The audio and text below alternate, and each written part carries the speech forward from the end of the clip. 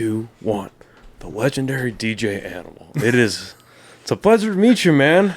I've been hearing you on the even before I gave a shit about Albuquerque media. Hearing you on the radio, and so I wanted to say this on the outset. Congratulations on the success of a career you've had, man.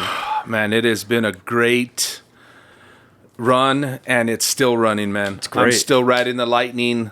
It's been 25 years that I've been doing radio and comedy at the same time. That's awesome. It's a pleasure meeting you, Noah, my brother. So Noah Vargas, man, I feel like, see, this is weird. Now, I'm supposed to be interviewing you, but you're interviewing me. You know what I mean, dude? It's the broadcasting brain. I'd imagine it's a challenge to turn off whenever you're a guest on projects. Well, in general, because I'm in the communication business, so when I have to suck the life out of people to say, tell me, hey, answer yes, you know what I mean? And I got a new one where I'm like, yes or no, dog. Yeah. You know what I mean? Yes or no. And it's hard. A lot of people can't just answer yes or no. You know what I mean? It's just hilarious. I actually want to ask you a few things before. Sure. I don't want to switch it on you. No, yeah, but sure. Noah Vargas, right? You're one of the very few people who know how to pronounce my last name properly. Of course, Vargas. Oh, yeah. Genealogy, ancestry, I've done all that stuff, man. Like, went to school for it, everything, and you know, it's crazy. But I always tell people, they say, I'm here in Las Lunas, and I go Los Lunas, and you know, the Martin is, and I go Martinez.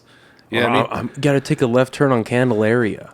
Candelaria, yeah, Juan Tabo, yeah. They say San Mateo, I go Mateo. You know, but it just depends because I'm from the north, so. You know, I have both. I have both languages. There's two languages from me. There's DJ Animal Albuquerque, Animal. There's Anthony Animal Garcia Norteño. Yeah. So there's two personalities too. Two voices, two personalities. How long has your family been in New Mexico? Dude, we've been here forever, bro. Yeah. So like since the 1700s. That's awesome. I have family out there, you know, in Arroyo Seco. It's a little town going up to the ski valley. It's literally in the enchanted circle. I went to school in Taos High School, graduated Taos High School. Taos Tiger, was a wrestler, played football, you know, but it was, you know, it's like 8 miles out of Taos, you know, so you're going up to the ski valley, and it's just a little town in the heart of Arroyo Seco, and my family has a bar, a store, and a restaurant there. My grandfather is Abe Garcia. He's 101 years old. Veteran, survived it all, bro. You know what I mean? He's the star in our family. Right. I'm the second one. You know what I mean? He's a walking library. He's my hero. Yeah. He's literally Captain America, bro. It's crazy. He went to the Pacific. He went to Pearl Harbor. He went to the Marshall Islands. He went to the Philippines. He went to Okinawa. Saw the bomb drop in Japan, Hiroshima. Stayed in Korea for 2 months, came back on the Bering Sea, those ones with the lobsters and all that, back to New Mexico. He's still alive. I'm proud to announce that the podcast is now officially sponsored by the fine people over at Chop Chili Company. Guys, this is some of the best chili you can get here in the state of New Mexico, and they are online as well as in stores. They can be found at Smith's, Albertsons, Sprouts, John Brooks, and Lowe's Corner Market. They have 3 amazing flavors that you see here, and they also have frozen green chili that you can get online. Go on over to the website, chopchilico.com, and get yourself some amazing chili today. Podcast is now officially sponsored by the amazing people over at High Desert Relief, a premier herbal destination right here in the state of New Mexico. They have extremely well-trained and knowledgeable staff that are more than happy to help you find what you're looking for, or try something that you maybe have never thought of. They have 2 locations here in Albuquerque, 1 in Santa Fe. All 3 will be listed right here and in the description of this episode. All 3 offering legendary products at absolutely legendary prices, including this awesome merch that they were so kind enough to gift me here. All of this can be found at all 3 of their locations. Again, big thank you to the guys over at HDR for supporting. Now back to the episode. 101 years old. He was, my real father wasn't around, so he raised me, my grandfather, which I tattooed Garcia on my back. That's the only tattoo I have. You know what I mean? and he's just the hero, of the family. So that whole base of where we live, everybody loves my grandfather. And our family, Garcia, we love catering to the local community, the tourists. We welcome everybody with an open heart to Paradise, because that place is really beautiful. If you have not been there, you need to go, Noah. That's one of the best things I like about New Mexico culture, is for everything that the West is kind of losing right now. One of the things New Mexico still has is still a really, and I think it's rooted, I believe it's rooted really in the Hispanic culture and Catholicism, is the respect for elders, right? Yeah. The respect for who's like, not even like the matriarch of the family, but who's like the true elder of the family, who raised everybody, who kept everyone together, like that type of thing. Yep. So it's awesome to hear that you have that type of anchor in your family. Oh yeah, man, it's just amazing. And I love both, the Norte and here. I love the whole state of New Mexico. Like, we're indigenous. We're very, we have culture, we have traditions, we have rituals, we have religions, we have food. I mean, there's so much New Mexico has, and I fight every day to try to make it. I make my show positive, because we already have a lot that we're already dealing with, and there's a lot of negative about New Mexico. But to me, I turn a negative into a positive. So I like to be positive about everything on my show. Have you always had this kind of mindset on life, or is it something that kind of evolved with you as you became like a teenager and an adult? When it really truly evolved was when COVID hit. And I thought, would talk about here or there, a story here and there. But even on the radio show, I always wanted to make people laugh. I wanted to make, it's always been like that, actually. Now that I think about it, I think it was rare that I like to say negative stories. Sometimes I had to. I didn't have a choice. You know what I mean? Like, one of the ones that really reminds me that I had to say on the radio was when Michael Jackson actually died. I remember where I was when that happened. Because it was 2009. Yep. I was on the afternoon show, and I went, TMZ is reporting that Michael Jackson, the king of pop, who has my same birthday, is dead. And I was like, oh my, you know what I mean? Not only was it an impact saying it on the radio, it was an impact for me, because I grew up with Michael Jackson. My first concert, dude, the Jacksons Victory Tour in Denver, 12 years old, 1984. Janet opened, and he was with his 6 brothers. That was my first concert, bro. So, yes, I still have the program, and I just talked to Randy Jackson a while back, and I go, Randy, and he goes, you need to get that to us so we can all sign it. He goes, obviously, Michael, Yeah, right, but that's incredible. Dude, that's why I was amazed by all your pieces, bro, because I'm not going to say I'm a huge collector, but dude, yeah, I'm ridiculous. Like, it's so cool to see all your pieces, man. It's fire, dude. Maybe this is a little bit of a stretch, but I would imagine being raised by your grandfather and what type of man he is, how long he's been around, the things he impressed on you. I'd imagine as you grew up, like, oh, there are specific parts of my life that when I come across things, it's worth holding on to.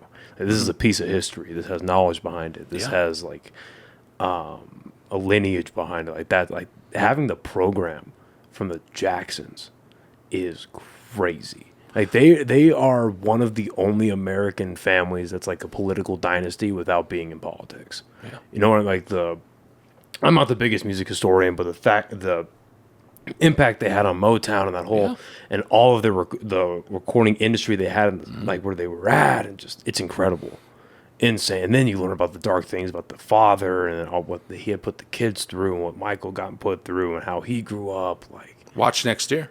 It's insane. The Michael Jackson biopic, the movie. You know what I mean? I waited forever to have an Elvis one. A Ray Charles one, a James Brown one, an Elton John, a Freddie Mercury. Those are all phenomenal, legendary artists that I love. Yeah. And I'm like, whoa, now it's Michael Jackson. You know, and then there'll be a Prince one. Those are the ones they haven't came out with. But Michael Jackson, his son, his nephew Jermaine Jackson's son, you should see him, dude. It's almost eerie to see him. I saw a picture of him. They sent me a picture of him on set doing Thriller. And I was like, oh. Like, you're just like, no way. Like, dude, he freaking looks like Michael. It's almost like it is him, but it's not. It's Jermaine's son. If you can say it, was it a set picture of him performing? Was it him doing the music video? No, he was doing the video on the movie set. Oh, so they were shooting the music video. They were shooting, shooting the piece of how he was on Thriller and how he was filming got the it. red and black. Yes, and the red and black iconic outfit, bro. It is ridiculously crazy, and it's awesome. and it's crazy how you were talking about how my grandfather has taught me that value. I've always had a value because I'm just a kid, dude. Just the way Captain America says, I'm just a kid from Brooklyn.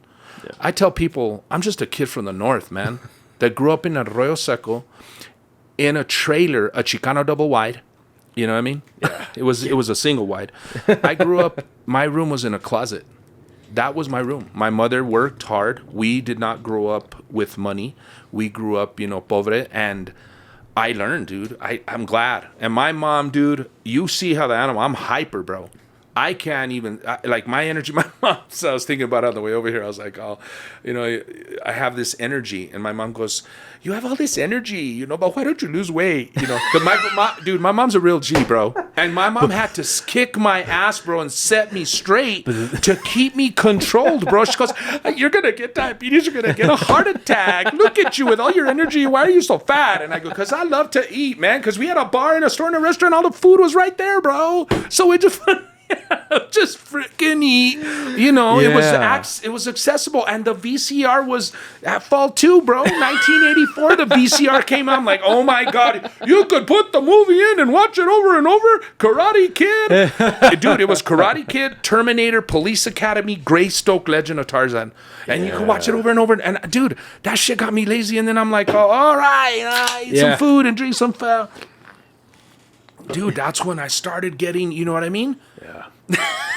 That's awesome. Yeah. And valuing, let me shock you some more. When you grow up poor, because everybody says, oh, I grew up poor. We all have the victim mentality of how we grew up poor. Yes, a lot of us got beat. It was different when we grew up. It was. Yeah. I still have my Atari. That's awesome. At home. With all the games, even the ET one, the shitty one. Oh, God. Yeah, that one. Yeah. Oh, boy. I do. It's crazy. And then I have a stereo that I wanted so bad for Christmas.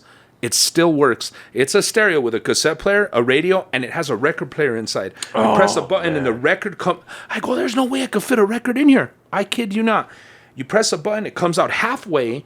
You slide the record in, and it fits perfect. It's the size of a record. This stereo still works. I mean, that was how much I value my things. Like, you have a good value and you take care of your things. That's how I am with all my... I have so many things that I have collected over the years. I'm very gratefully blessed, and I was looking, when I would look at your show, I'm like, oh, wow, I was watching Dusty Nevada, and I'd look at Jake, and seeing, who was on the show, and I'm like, oh, damn, look at his pieces in the back, it's like pretty dope.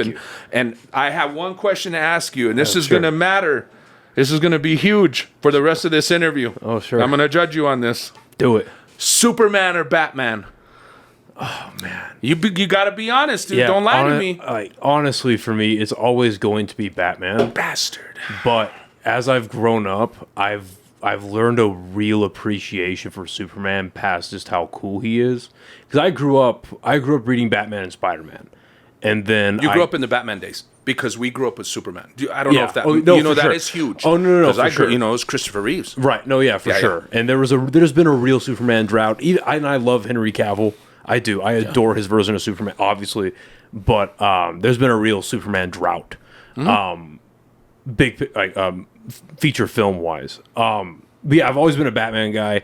But as I've grown up, I've always really liked Superman. He's been in my top 3, interchangeable top 3, definitely my top 5. But... as I've become an adult, I've really appreciated what Superman represents. And then when you learn about the history of he's really a protest character to the Holocaust and to World War II. And not even World War II, to just how Jewish people were being treated in Europe. And then obviously when World War II broke out, he became the protest character, much like in the same way that Wonder Woman and Captain America were the... DC Superman. Yeah. Marvel, Captain America. Right. Both the leaders of everything. Oh, yeah. Well, and Superman's the American symbol, the red, white, and blue. You know what I mean? But You're right. Superman is the ultimate superhero. That's not. I don't think that's negotiable. When this came out, I go, how's he gonna beat him? But I love Batman, bro. Yeah. There's 1,000 of them. Yeah. And don't get me wrong, Superman, Christopher Reeves. Of course, what happened to Christopher was heartbreaking, dude. And he literally went into our business. He went into the business, and my mom said, I could not even talk because it was Christopher Reeve. That's Superman. Right. And he was like, oh, here, take the money, And my mom was like, this is before the accident. Yeah. And he was there with his wife. And that's incredible. Yeah, it was incredible.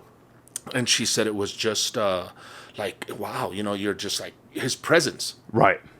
Christopher Reeves. And I'm like, where was it? Dude, I'll never forgive myself for it. And Robin Williams, both of them. And, it gets worse. Yeah, I can tell you stories for days now.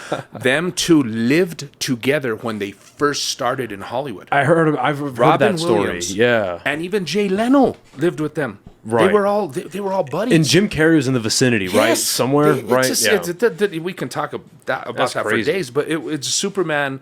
I grew up with Superman, and I was looking at your poster, Superman 2. Superman was just, you have the refresh my memory.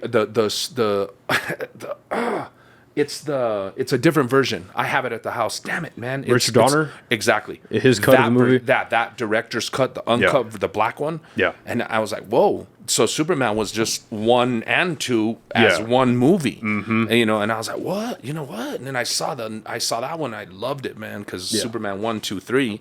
Well, you know what I mean? Yeah, and that's why I have. Because there are 2 posters for the first Superman that are just absolutely iconic. There's the one where he's flying in the air and the one where he just got his hands crossed. Those are iconic posters. Yeah. But the reason I have Superman 2 is because of the Richard Donner cut. Yeah. Because what that represents to me is just pure creative freedom and creators being proven right with time. Just like this show.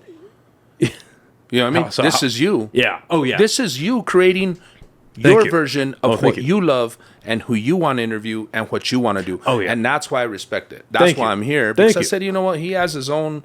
I respect everybody's creativity and everybody's thoughts. And to me, that's why I don't have a problem with nobody, man, because I think that every single person is phenomenal, man. A creative person, a thoughtful person, different sets of eyes on the prize, on what they're doing.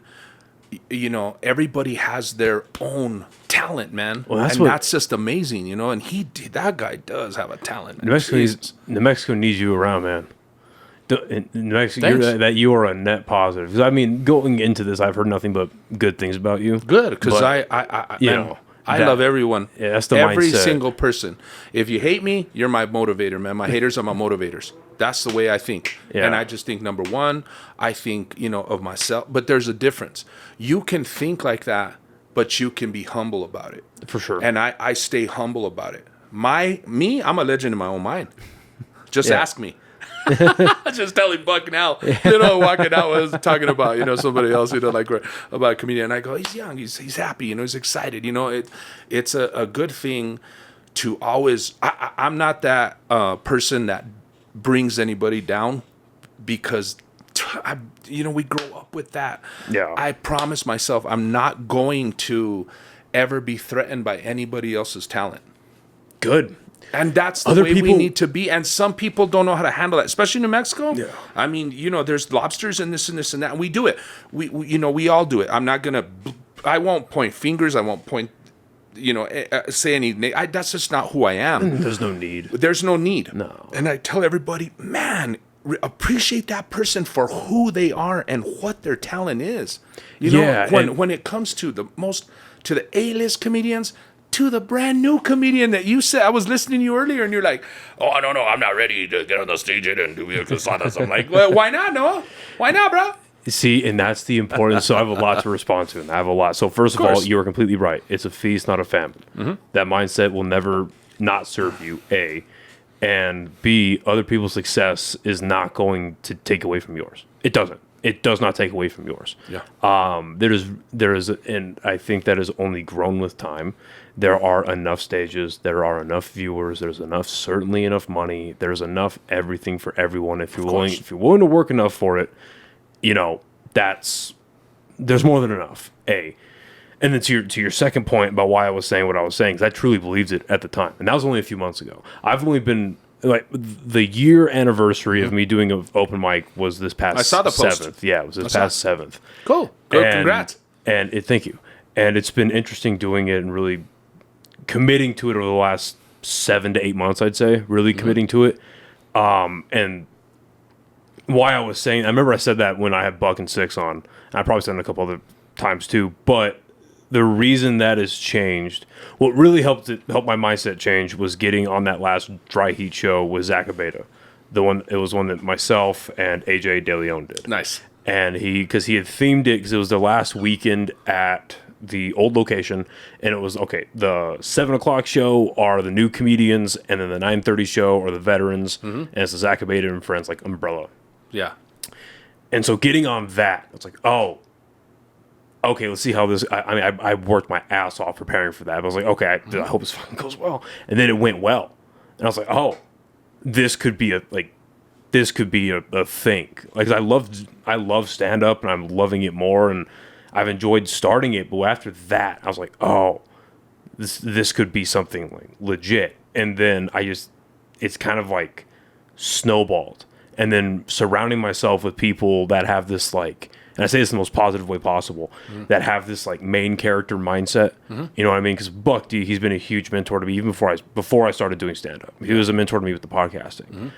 So having him as like a mentor to myself, and then spending a lot of time with AJ, Jake Otero, and it's a bunch of other amazing comedians. You know, we were talking about Jake beforehand, how he scored quesadas. Fucking when I think this was like a week before AJ went up at Quesadas. Yeah. I sat down with AJ, and I was like, he called me, and I was like, all right, well, this is a Tuesday. You've got a show on Friday. You have these many opportunities to do mics. Do you have time tonight? Because if you're okay with it, we're going to sit down and we're going to write. Yep. We're going to figure out your shit because you have 4 days. Like, let's do this. And so we sat down for that, did it. It went really well. He did very well. And then flash forward a couple of weeks, me and him get together again just to talk shit, write, work out our material. It was right before the Vernon show, actually. Yeah. And we sat down, and he was like, they want me to do this amount of time. And I was like, sounds good. And we sat down for like 3 hours. The next night, he came back over here, and Jake Otero came as well. And the three of us sat down for like 4 hours. Nice. And just banged out material. That's what it is, bro. Yeah. That shit, I wish I would have been here. It was amazing. That is what it is. And so that constantly, changed it. From day one for me, too. That changed it for me. I was like, oh. Good. No, if the opportunity comes for Quesadas, I'm taking it because I know I can do it.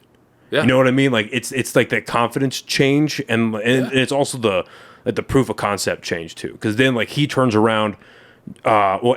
Jake's always doing really well no matter what show he gets on. But AJ turns around, does well at Vernon's. Not just from what he told me, but Buck told me right after the show. He texted me. He's like, "Yo, AJ just did a fucking killer 23 minutes." Yeah. He did really well. I see all your posts. And then he also turns around and does fucking jokes and jams. And then he's running his own shows. And then he did the Anthony A show. And I'm like, yeah. And then I had my couple Dry Heat shows. And I was on AJ. So I was like, oh, there's proof of concept that what we're doing here is working.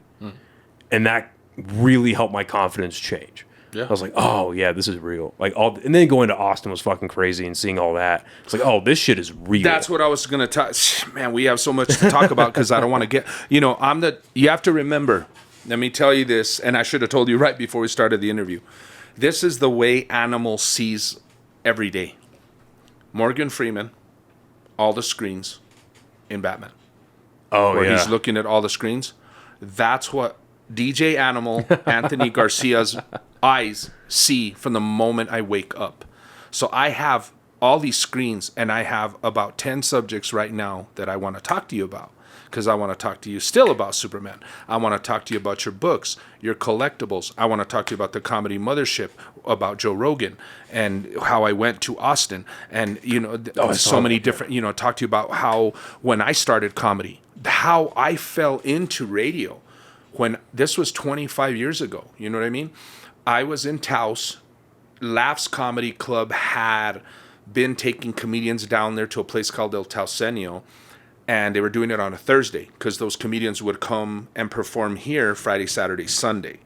So they would take them there to Taos on a Thursday while they were letting locals open up. Same thing, kind of Quesada concept. They were letting the locals open up there in Taos. Oh, wow. Okay. I'm animal. I've dude, I was the dude that got up at a party, high school party, and freaking ripped it, bro. Told jokes, not ever knowing, dude. You know what I mean? I was going to concerts. I saw Eminem at Tumbleweed, bro. Central, 98th and Central, Eminem, bro. And I was like, oh, wow, look, there's 97.3 Kiss FM, bro. The DJs are on stage. They're about to announce Eminem. With not even a clue. Gonna be a comedian. Gonna be on Kiss and the longest running DJ on Kiss. Going on 21 years, dude. Never crossed my mind. So they had the comedy there at Laughs, and they had... the openers. And so I was like, and there was a guy there from KKIT 100.7, a local radio station there that was country. He was the DJ and he was the host. So he was announcing the comedians. And his name was Jeff Mossinger. And so I'm watching the comedians and I'm like, okay, this is a local guy. This is a local guy. That's a local guy. This is a local guy. And I'm there and I'm like, and I'm not trying to hate, but I'm like, dude, I know I'm funnier than these dudes, man. Like, I know, like I don't want to say what I'm like, bro, come on. You know what I mean? Come on. No, I can do this. Yeah. I can do, all these things are rushing through my head. So the show ends, the headliner gets on, he ends. I'll never forget the showrunner, Bob something had a little parakeet on his shoulder. And so I walk up to Jeff and I go, what up, Jeff? And he goes, Animal. And I go, dude, when are you going to give me some time? Dude, I could freaking blow it out of the water. And he goes, I've been dying and waiting for you to ask me. You're doing the show next week, 450 people. It's already sold out. And I went, cool. Yeah. I mean, seeing your shirt, okay, you know what I mean? And I'm like, whoa. So I was like, and this is crazy. This is how my career started. And I was like, oh my God, what the hell? You know, this is crazy, man. And so I was like, oh, you better, you know, at that point I was like, how do I structure this? What do I do? I've seen Eddie Murphy, my favorite comedian. I've seen Richard Pryor. I've seen Jerry Seinfeld. I've seen George Carlin. I've seen Rodney Dangerfield. All these comedians I've seen, you know, all of them. Right. Paul Rodriguez in different light. The Georges and the Fluffies weren't even here yet. Right. It was, you know. It was Jeff Foxworthy. It was the first Ellen. Story, it was the first ones. And I'm like, oh my, you know, how, Bob Saget, how do I do this? You know, what am I? It was like, whoa. So I was like, okay. So I had to start, you know, figuring out a concept, writing. And that was when I had to lay down the paper and learn. From then till now, I have like 5 briefcases underneath my bed with material I haven't even said.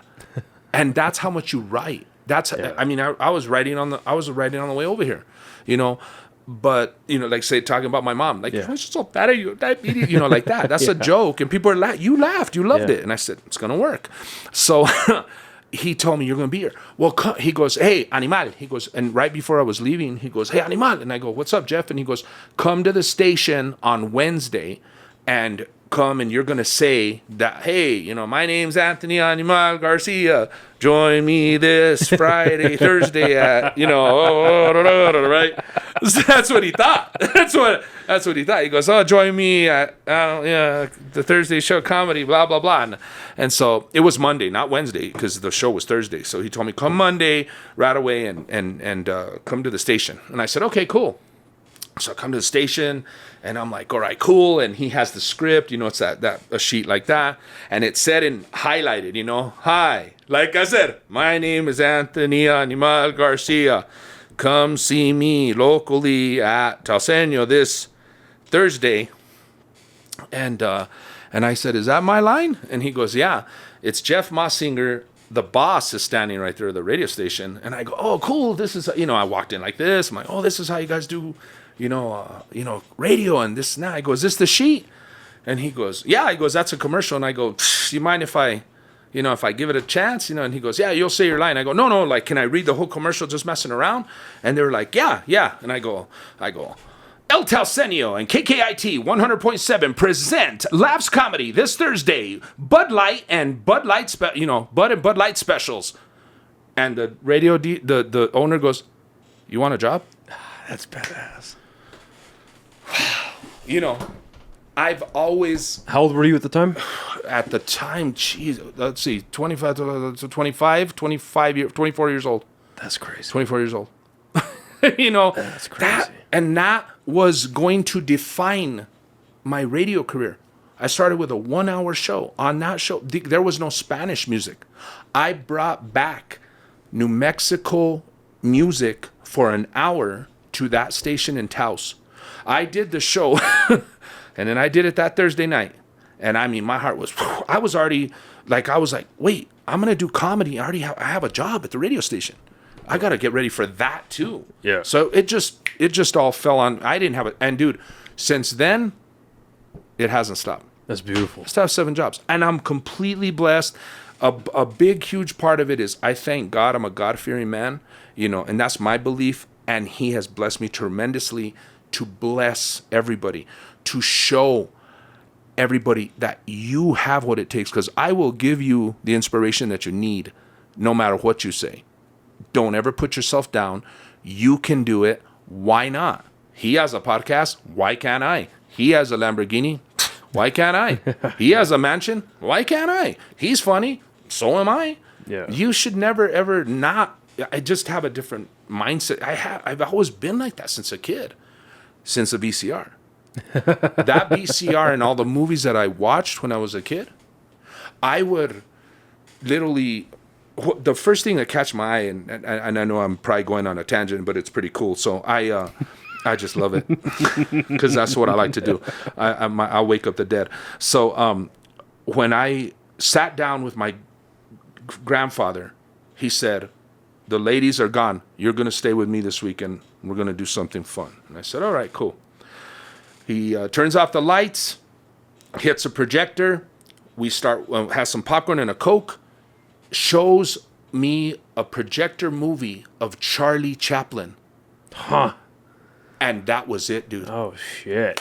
My dream. I want to be an actor. I want to be funny. I want to show people that I can make them laugh. I want to be Charlie Chaplin. That's who I wanted to be. And that was when the dream started. I was 8 years old. That's crazy. And that's how it takes a while. Well, it's funny you say that because that's what got me into movies was Halloween. Yeah. That... I saw that, yeah, well, your Halloween pieces on the wall. Yeah, what got me into that was just... Because I was always like a movie dork. Like, I would always go on the, on public computer labs or public computers at the library and, learn about, how movies were made and, what the behind-the-scenes stuff was. And when I found out how much it didn't take to make Halloween and how effective that movie is, how great John Carpenter was, that was his second movie. I was like, oh, that's crazy. That scared the shit out of me as a kid. Dude, and John Carpenter's a freaking monster. He's a monster. Yeah. Dude, just like Stephen King, all these guys.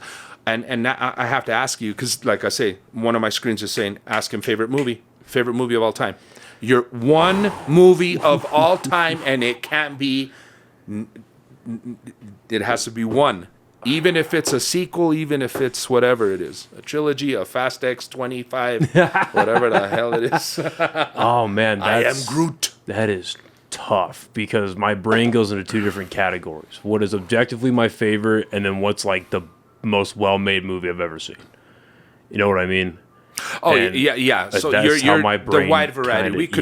I'm just talking if I put your ass on an island right now and said, you get one movie, like I got Charlie Chaplin, what do you want to watch for the rest of your life? That's how I have to break it down to suck. Bro, for sure.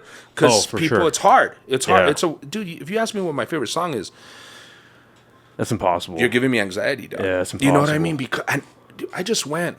My favorite of all time. I just finished my whole iTunes list of favorites of all time. It was 2008 songs. Yeah, that's crazy. Now I gotta break that shit down. You understand my pain, Noah? Bastard. Anyway, one movie now. Oh, God, so right now it's the 4-hour Justice League. I gotta be honest, the Zack Snyder Justice League. If I had to get stuck on an island with any movie, it'd be that one. It would either be that one. You could watch it that over and over that many times, and you'll see different things. It'll be that, or it'd have to be something like a comedy, like I adore Step Brothers. I mean, God, Step Brothers and like Talladega Nights, and then like the first Borat's fucking amazing, and then I was just in Catalina Island. I was just at Catalina Island. Yeah, boats and hoes. They were showing Step Brothers in the casino theater, dude, and it was freaking hilarious. Everybody was walking around with boats and hose hats. I go, I want that fucking hat. Where's that hat at? I want that damn hat. That's beautiful. You know what I mean? This is Will Ferrell and John Riley. You know, John C. Riley. Yeah, whatever the C means. Whatever the hell. That's dude. What the fuck is his middle name? I have no idea. I know. We gotta look that shit up because I'm like, what is John C. Riley's middle name? What is John C. Riley's middle name? Let's see. It just says C. you know there's a celebrity Citrus. I know. I could think of a lot of worse words. Look, I'm talking New Mexican again. John Christopher Riley. Christopher. Okay. That's a powerful ass name. Christopher, like Christopher Reeve. Yeah. Christopher. But if it wasn't that one, it would definitely be a comedy. Like I grew up, since we were talking about comedy, were you playing with my drums? Huh? Were you playing with my drums? Why are you sweating? I'm gonna rub my nut. I was watching Cops. Cops is on till 4. Cops is on till 4, man. Why are you sweating? So fucking good. The mom gets a call at the hospital, and hey, dude, those dudes were so freaking bad. And, dude, there's men like that. Yeah. No, for real. For real. Dude, I have friends like that. I'm like, I'm sure. Dude, you're 52. Are you leaving, bro? You're 49. Are you 42? Do you plan on bouncing? Are you gonna like get your own place, bro? Or let's start with the cell phone bill. You paying your own cell phone bill yet? Yeah. No. Okay. What are we doing? I mean, I don't know. You know, to each his own. Like I say, everybody lives there. I go, life is hard. It's even harder if you're stupid. This is very true. Yes, this is very true. That's a saying. Life is hard. It's even harder if you're stupid. So it's up to you. And it's your life. You do whatever you want with your life. You do whatever you want. You want to drink. You want to get crazy. You want to do drugs. You want to drive fast. Whatever. It's your life. Yeah. It's your life, dude. Whatever you want to do.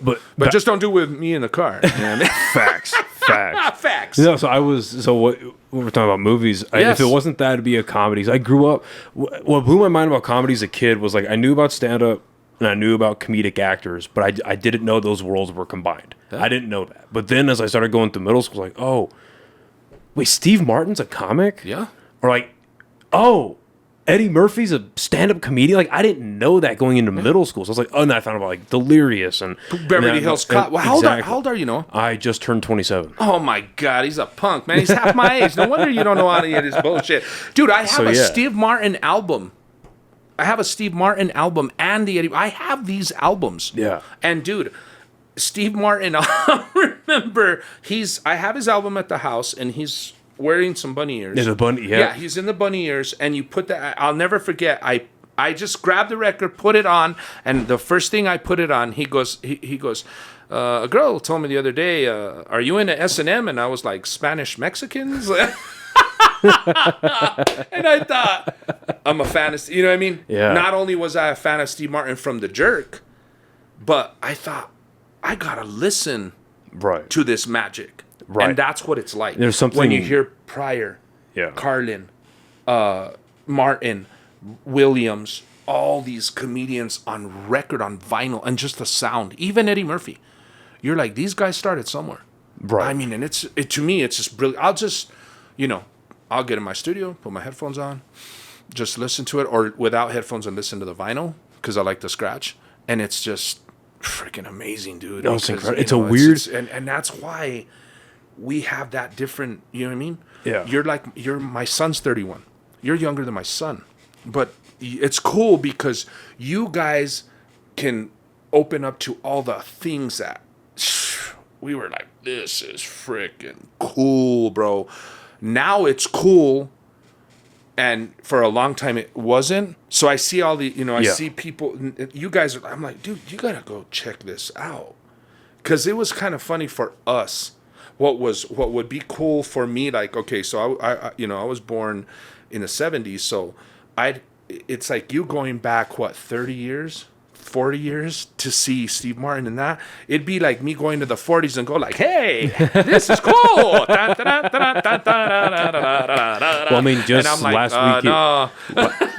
last week at work, I was on a lunch break, and I went on YouTube and I rewatched Kennison and Dice Clay at Roddy Dangerfield's club. And Kennison used to scream so loud, he would bust people's eardrums. Oh, I'm sure. He's like, set! Because he's doing it like into the mic. Yeah. There's obviously the technique that's been popular the last like 20, 30 years where they yell away from the mic, but he would go into it. So that doesn't surprise me at all. And one of my favorite jokes from him is he would talk, he talk smack about God, or he'd talk this or that, and he goes, I'll tell you, God said, how funny do you think this is? And he's like, dun, dun. He's talking about his heart. And he goes, see if you think this joke's funny. Dun, dun. And God stops his heart. You know what I mean? Like, how funny is that joke? Ha, ha, ha. You want to make fun of me? You want to talk shit about me, Sam Kinison? How funny is that? But sadly, he died in a bad car accident. The kid wasn't paying attention. Bro, comedians have died horribly. Yep. That's a fear. Robin Williams, Sam Kinison, Freddie Prinze, they committed suicide. Yes. And Freddie Prinze, bro, that's another screen I have here. I never realized the impact culturally in the beginning, the real beginning of American stand-up that a guy like Freddie Prinze had, until my aunt started telling me.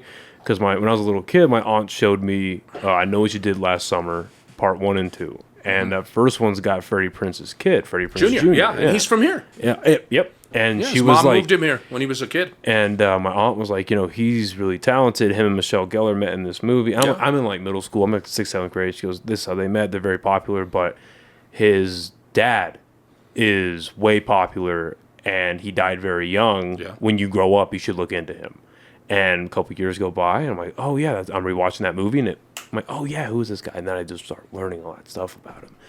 Crazy good comedian, but never really reached his full potential due to his life ending early because he was so talented. Dude, he was had so much more to give. And let me tell you this. So I interviewed the legends that paved the road for us first. Cheech and Chong. Me and Steven did it at the dispensary. That was a huge moment for me. I almost started crying, dude, because those dudes are two of my tops. You know what I mean? Yeah. And it was Cheech and Chong, Freddie Prinze. Freddie Prinze was the first Chicano, Latino, Mexican American on the Tonight Show with Johnny Carson. Johnny Carson, yeah. Yes, Jimmy. There's so damn many Jimmys. Jimmy Fallon, Jimmy Kimmel. But you know what I mean? And it's rare. There's even there was a Native American comic, Charlie, and they're gonna kill me for if I don't remember his last name, but Charlie. Him and Freddie Prinze were It was rare. I know who you're talking about. Yes, yeah. Charlie Hunt. He's got his name on the comedy. Me and Josh Fournier were talking about him the other day, and I go, damn, Charlie Hill. So these guys were the first Latino on Johnny Carson, first Native American on Johnny Carson. That does not happen. That is rare. No. It doesn't happen in our world. Like, right. I can talk to you about the Chicano struggle forever. You know what I mean? I can tell you how, Cheech and Chong, Freddie Prinze Jr. This is the order. It was Cheech and Chong, Freddie Prinze. Then it was Paul Rodriguez. Then it was just comic after comic, and then it was George Lopez. Then it was Fluffy. Then it was, do you know what I mean? And me and Steven have been in between, right in the middle of them. I mean, Steven's 10 years older than me. So we've, Steven, like he was talking about it earlier. I was listening to him. He was saying he didn't get his break till he was 44. Yeah, you know what I mean? It takes time. Me and Steven have struggled. So that's why we try. You know what I mean? To try, and that's me. I always just in general want to say like, hey man, this guy's talented. You got to see what Noah can do. You can see what Buck can do. Look at Jake can do. Steph can do. Sarah, all these people can do. All these different talents, whether they sing, do comedy, draw. Dude, I can't even write my name. I mean, I can't even. You see my autograph? They're like, whoa. At the bank, they're like, whoa. Why don't you just cut the whole counter? And I'm like, DMX. Oh, y'all gonna make me lose my cool up in here. I get crazy. I'm like, Zygon. And they're like, I can't even draw my name, man. You know what I mean? Shit. But people, talent, art. the art, the way, just in some of the pieces you have here, I'm like, wow, man, how the hell can somebody write that out, and do that? And that's the thing. You have to bring me back because dude, I'll get on a bunch of stuff. I'm still on the Willy Wonka and the Chocolate Factory is my favorite movie of all time with Gene Wilder. Gene Wilder, yeah. Yes. His performance in that is undeniable. And if you really, really watch it over and over and over and over again, like I've watched it at least 10,000 times, and I'm not just 10,000 at least, because it just has a magic to it. And Gene Wilder and Richard Pryor were magic together. You had a black man and a white man together, stir crazy, see no evil, hear no evil, but their mentalities were like Jim Carrey. There's everybody after them, but their mentality, his was hilarious. He was talking about spoiled ass Americans that get their way and shut up, mother, cool it, mother, I want another one. Give me, all the kids, no matter where they're from, spoiled. And there was that one poor kid, Charlie Bucket. Yep.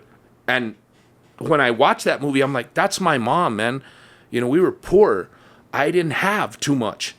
People thought we did, but we didn't. My mom worked hard, like Charlie's mother, and she, and I was just always said, I want that golden ticket, man. Yeah. What do I have to do to get that golden ticket? It's that one chance. Yes, and I have.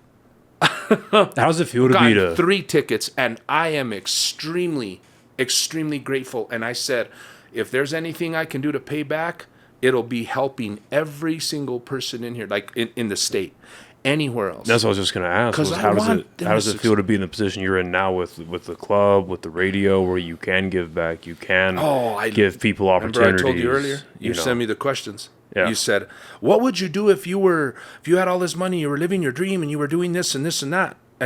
What would you do? I go, I'm currently living it. I'm a comedian, I'm an actor, and I'm a radio DJ, and I'd love to bless people. I like seeing new talents. When I saw Jake, I was like, whoa, this kid, you know what I mean? Everybody from Buck, Steph, to Jake, to Josh, to Sarah, to all of them, to AJ De Leon, these new kids, to see you. I'm already like, hey, dude, I'll help you write a set. I want you guys to succeed. I want New Mexico 505-575, Albuquerque, Burque, Duke City to succeed. There is no reason why you can't. I have had, you can play victim, you can say you're broken, your trauma and all that. You can do it. Use that. Use it as a tool. How much of it? You can succeed, man. There is no, I don't take excuses lightly. Well, I was going to say, being an entertainer for so long, how much of it is when people say, oh, I can't succeed, or I can't do this, or they're not doing what they say they want to do, how much of it is them being in their own way? You know what I mean? Having that victim mentality, well, it's not possible for someone like me, or oh, I don't have the money to do it. Or it's like, how often do you see that? Or have you seen that? Budget and money is one huge factor. I will give them that. Yeah. I will. And connections. Well, especially today. But to especially me, today. Yeah, to me. But I'm the type of person that'll say, like, I'll tell people, do you want me to tell you the truth, or do you want me to tell you what you want to hear? Yeah. And I'm the most blunt person with my family and my friends, and with certain, depends on how close I am to you. Because I don't want to make it sound like I'm trying to put you down, or I'm insulting you, or giving you constructive criticism or creative control, and put you down and try to make it sound like that. Because you got to be really careful how you word things. Oh, for sure. Especially here. Because it can be here. I can word something and they're like, oh, so that's how he feels. Dude, we're offended about, everybody has opinions like they have assholes, we just have opinions like we have assholes. Everybody has an opinion. That's just who we are. We're American. We're Latinos. Most Latinos, we do give opinions. We do say this and that. We just have opinions. It's our nature. We're human beings. We fail and we give opinions. I mean, we succeed, we win, and we lose. You know what I mean? Yeah. And that's just the way it is. So I tell people, do you want me to tell you what you want to hear, or do you want me to tell you? Yeah. You know what I mean? The truth. You know what I mean? Say I were to give you an example. I'm like, hey, bro, I know you're sponsored by that chili company. Yeah, Chop Chili. Where's their banner? Guys. So the jar's right there. Oh, there it is. And Okay. jar's up there too. See? It's smart. He's branding and showing the brand of the person and the people that are sponsoring you. You know, sometimes they won't have that. Yeah, I won't have that up. And I'm like, dude, where's your name? Where's your banner? Where's your... They used to give me CDs, and I'm like, you're track 1? That's your name? Track 1? And your CD is named Track 1? I go, give it up for Track 1 with Track 1. And he's like, oh, cruising in Burke, bro. Rolling on treses. Cruising, bro. Drinking 40s, bro. I got my cuete. You know, and then... on 9 Mile Hill, got my rucas with me. You know, dude, you know what I'm talking about, bro. And I love us. I do not. Everybody has a talent. I will never tell you your dream is not big enough. No matter what I think of it, how it is, or how I'm impersonating it. Dude, that's your dream. Yeah, for Never sure. kill anybody's dreams. For sure. And people do that. We give opinions and we put people down. Well, I'm I like, would say... you don't have to say that. Well, and more so the This onus... is kind of small. You know what I mean? Like, why? Well, the onus is also on the person that's executing what they want to do. You know what I mean? Because Yes. no matter... People... You could feel offended about somebody says, like you just said, when they're not even meaning to push you down or meaning to say anything. They're just trying to help you out. And then, yeah, there will be assholes that you'll encounter that don't like you for whatever reason, and you can't control it. You just got to let that go right off your shoulder. Because there is the more... I forget who the fuck I was talking to about this. It was like, yeah, you can tell when somebody famous has now, like, established and cemented themselves as one of the greatest in their craft, because everyone's cool with them until they get too famous. And like, oh, no, they suck. Like when people started to turn on Dave Chappelle lately, where I was like, oh, okay, so he's the GOAT. Okay. Yeah. Are you kidding me? You're saying that he's not a good comedian because he likes to talk for an hour and a half? Yeah. You would be lucky to see that guy talk for an hour and a half. Mm-hmm. That's great. You know what I mean? Or like, just when people start to really, in mass, just talk shit for no reason, it's like, oh, so it happens to the big guys. It's definitely going to happen to me. You know what I mean? Like, that's, you just need to get that out and just let it just hit you and knock right off. Yeah. Because I mean, all you really and I found this, like I brought up AJ a little earlier, brought up Jake, Buck, so many great comedians that I've been able to work with and talk to. It's fucking Steph Darnell. My very first show, I was sandwiched in between. It was A. Marie that was hosting, and she had put me on her show a month after I did an open mic. Hey, Marie. Yeah, she's the shit. New York, right? Yeah, she went to New York. No, she's in Japan now. Oh, Japan. She's in Japan. She went to New York to fly to Japan. I love you, Marie. She was so sweet. She put me on a show. Still is. And she sandwiched me in between Black Mike and Steph Darnell. Yeah. And so I was like, oh, fuck. And so I was shitting my pants as Black Mike is doing his set. And Steph takes me aside and he goes, listen, man, look at who's laughing. Focus on that. Yeah. Look who's not. And guess what? Even no matter what happens, fuck them. Because none of these people are doing what we're doing tonight. None of them do. Just go up there. You've practiced. You've clearly practiced and written out your shit. Just go do it. Don't worry about it. Fuck these people. You'll be okay. Yeah. And I was like, that's fucking sick. Yeah. Like, and that's really stuck with me. And then, because I've been to the club, I think 5 or 6 times now. Yeah. See, and I catch myself playing grandpa. Yeah. Yeah. Because I love these guys. I love these bros. I think they're all talented. And I tell them maybe what they don't want to hear, but I tell them in a way where I'm supporting them. I love their craft. I love their creativity. And I'm getting after them in a sense. Yeah. And I'm telling them, me and Steven didn't have these opportunities. And what we had to go chase was hard. They've probably heard me already. I've heard him say it. I'm like, dude, you have to understand, you guys have heaven on a platter, silver platters, breweries, all these casinos, all these places that are hiring you guys. We did not have that. Me and Steven performed in front of 3 people one time. And 1 person left. And then we sat them together and did a whole show. Both of us. Yep. You know, we've had struggles. We went to LA. We went places. Yep. I went to LA. I was at Locos, local comedy jam. You know, going to comedy store, open mic. Dude, I was at Comedy Mothership the other day in Austin, waiting my turn. waiting my turn, saying, you know, did I get selected for Kill Tony? No. Did I get selected for open mic? No. That is one hell of a sign up. I signed up for the Mothers. I was there the weekend where they didn't have Kill Tony, but I signed up for both of the Mothership mics Sunday and Monday, and the amount of people that show up for that shit is insane. Dude, I was there. I went at 4. And like I say, you know what I mean? I might be a big fish in a small pond here, but that don't mean I am over there. Yeah. All of us. You know what I mean? You have to chase it and you hustle. But I loved it. Yeah. I loved it. And I was like, oh, man, I'm on the list. You know, I'm like, Animal. Maybe this will be there. Like, who's this Animal kid? You know what I mean? I'm like, Joe Rogan's going to look at that and say, like, who's this fat animal kid from New Mexico? Let's put him on. Yeah, right. It didn't work. But it was cool. I felt that drive again that you feel, that AJ De Leon feels, that Jake feels.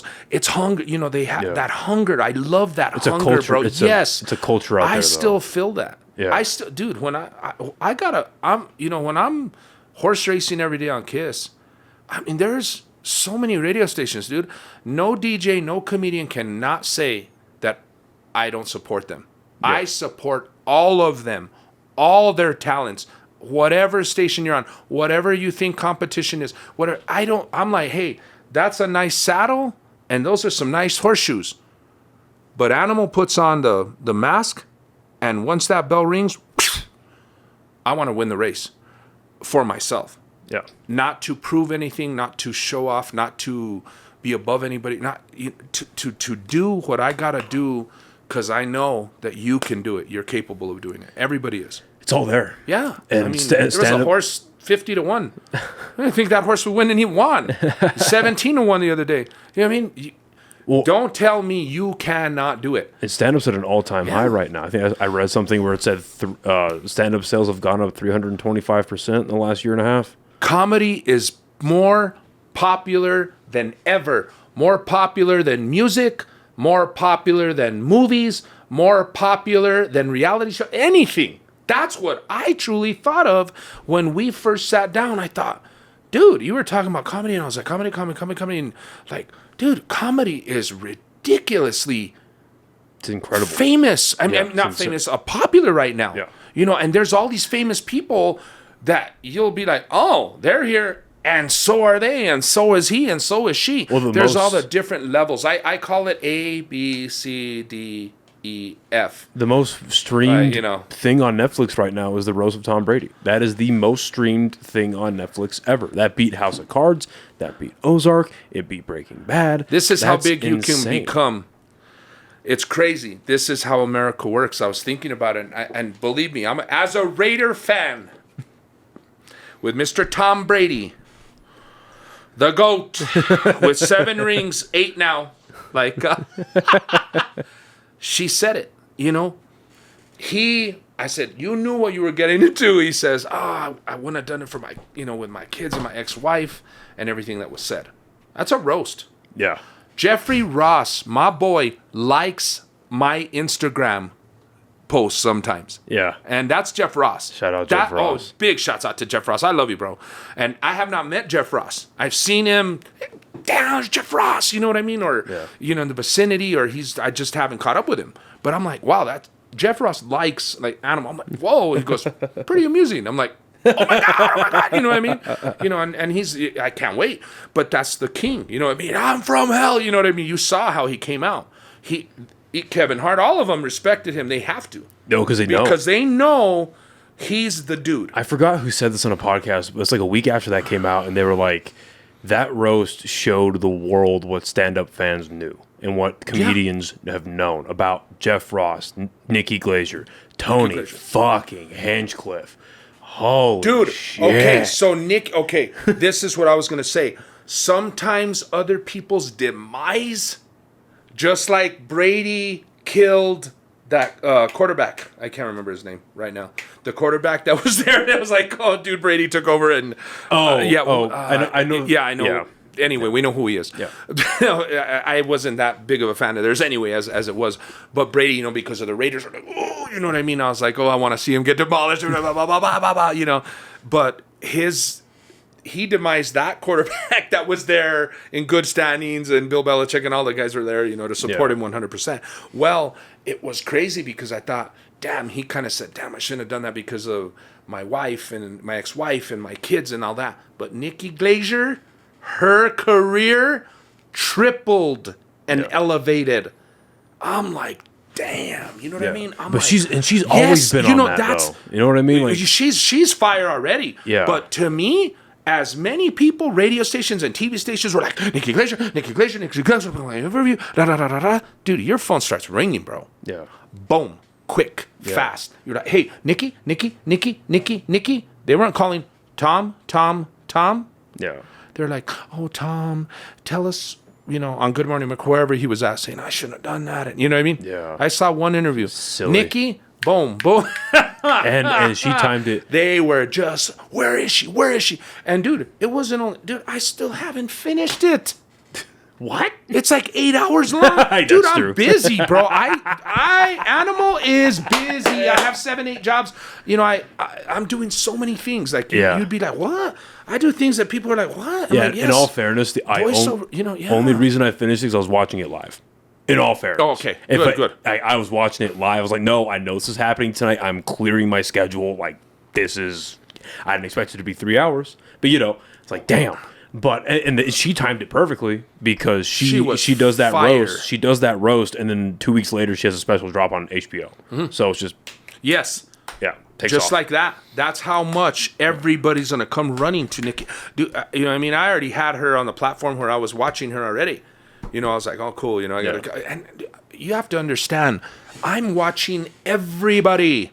You know what I mean? Like, and with comedy, let me tell you this. I will give you one rule. Do not steal anybody else's material. Do not repeat anything they say. We used to get blackballed back in the day. They would blackball you. If you said, like I used to tell comedians, bro, that was the best Richard Pryor set I ever saw. Well, or Paul Rodriguez, or George Lopez, or whoever. That's Jerry Seinfeld, Carden. You do not use any jokes you hear on stage. Write your own shit. Write your own material. Write it. Period. You know what I mean? That's what was so devastating about the Mencia Joe Rogan incident. Oh, dude, when he went up there, dude, and he goes, and don't get me. Let me tell you, Animal has not been treated 1,000% good by a lot of comics, and I just bit my tongue and took it because I wanted to succeed. Because I said, man, even though this guy's being like this right now, or he's telling me off, putting me down, telling me what he has to say.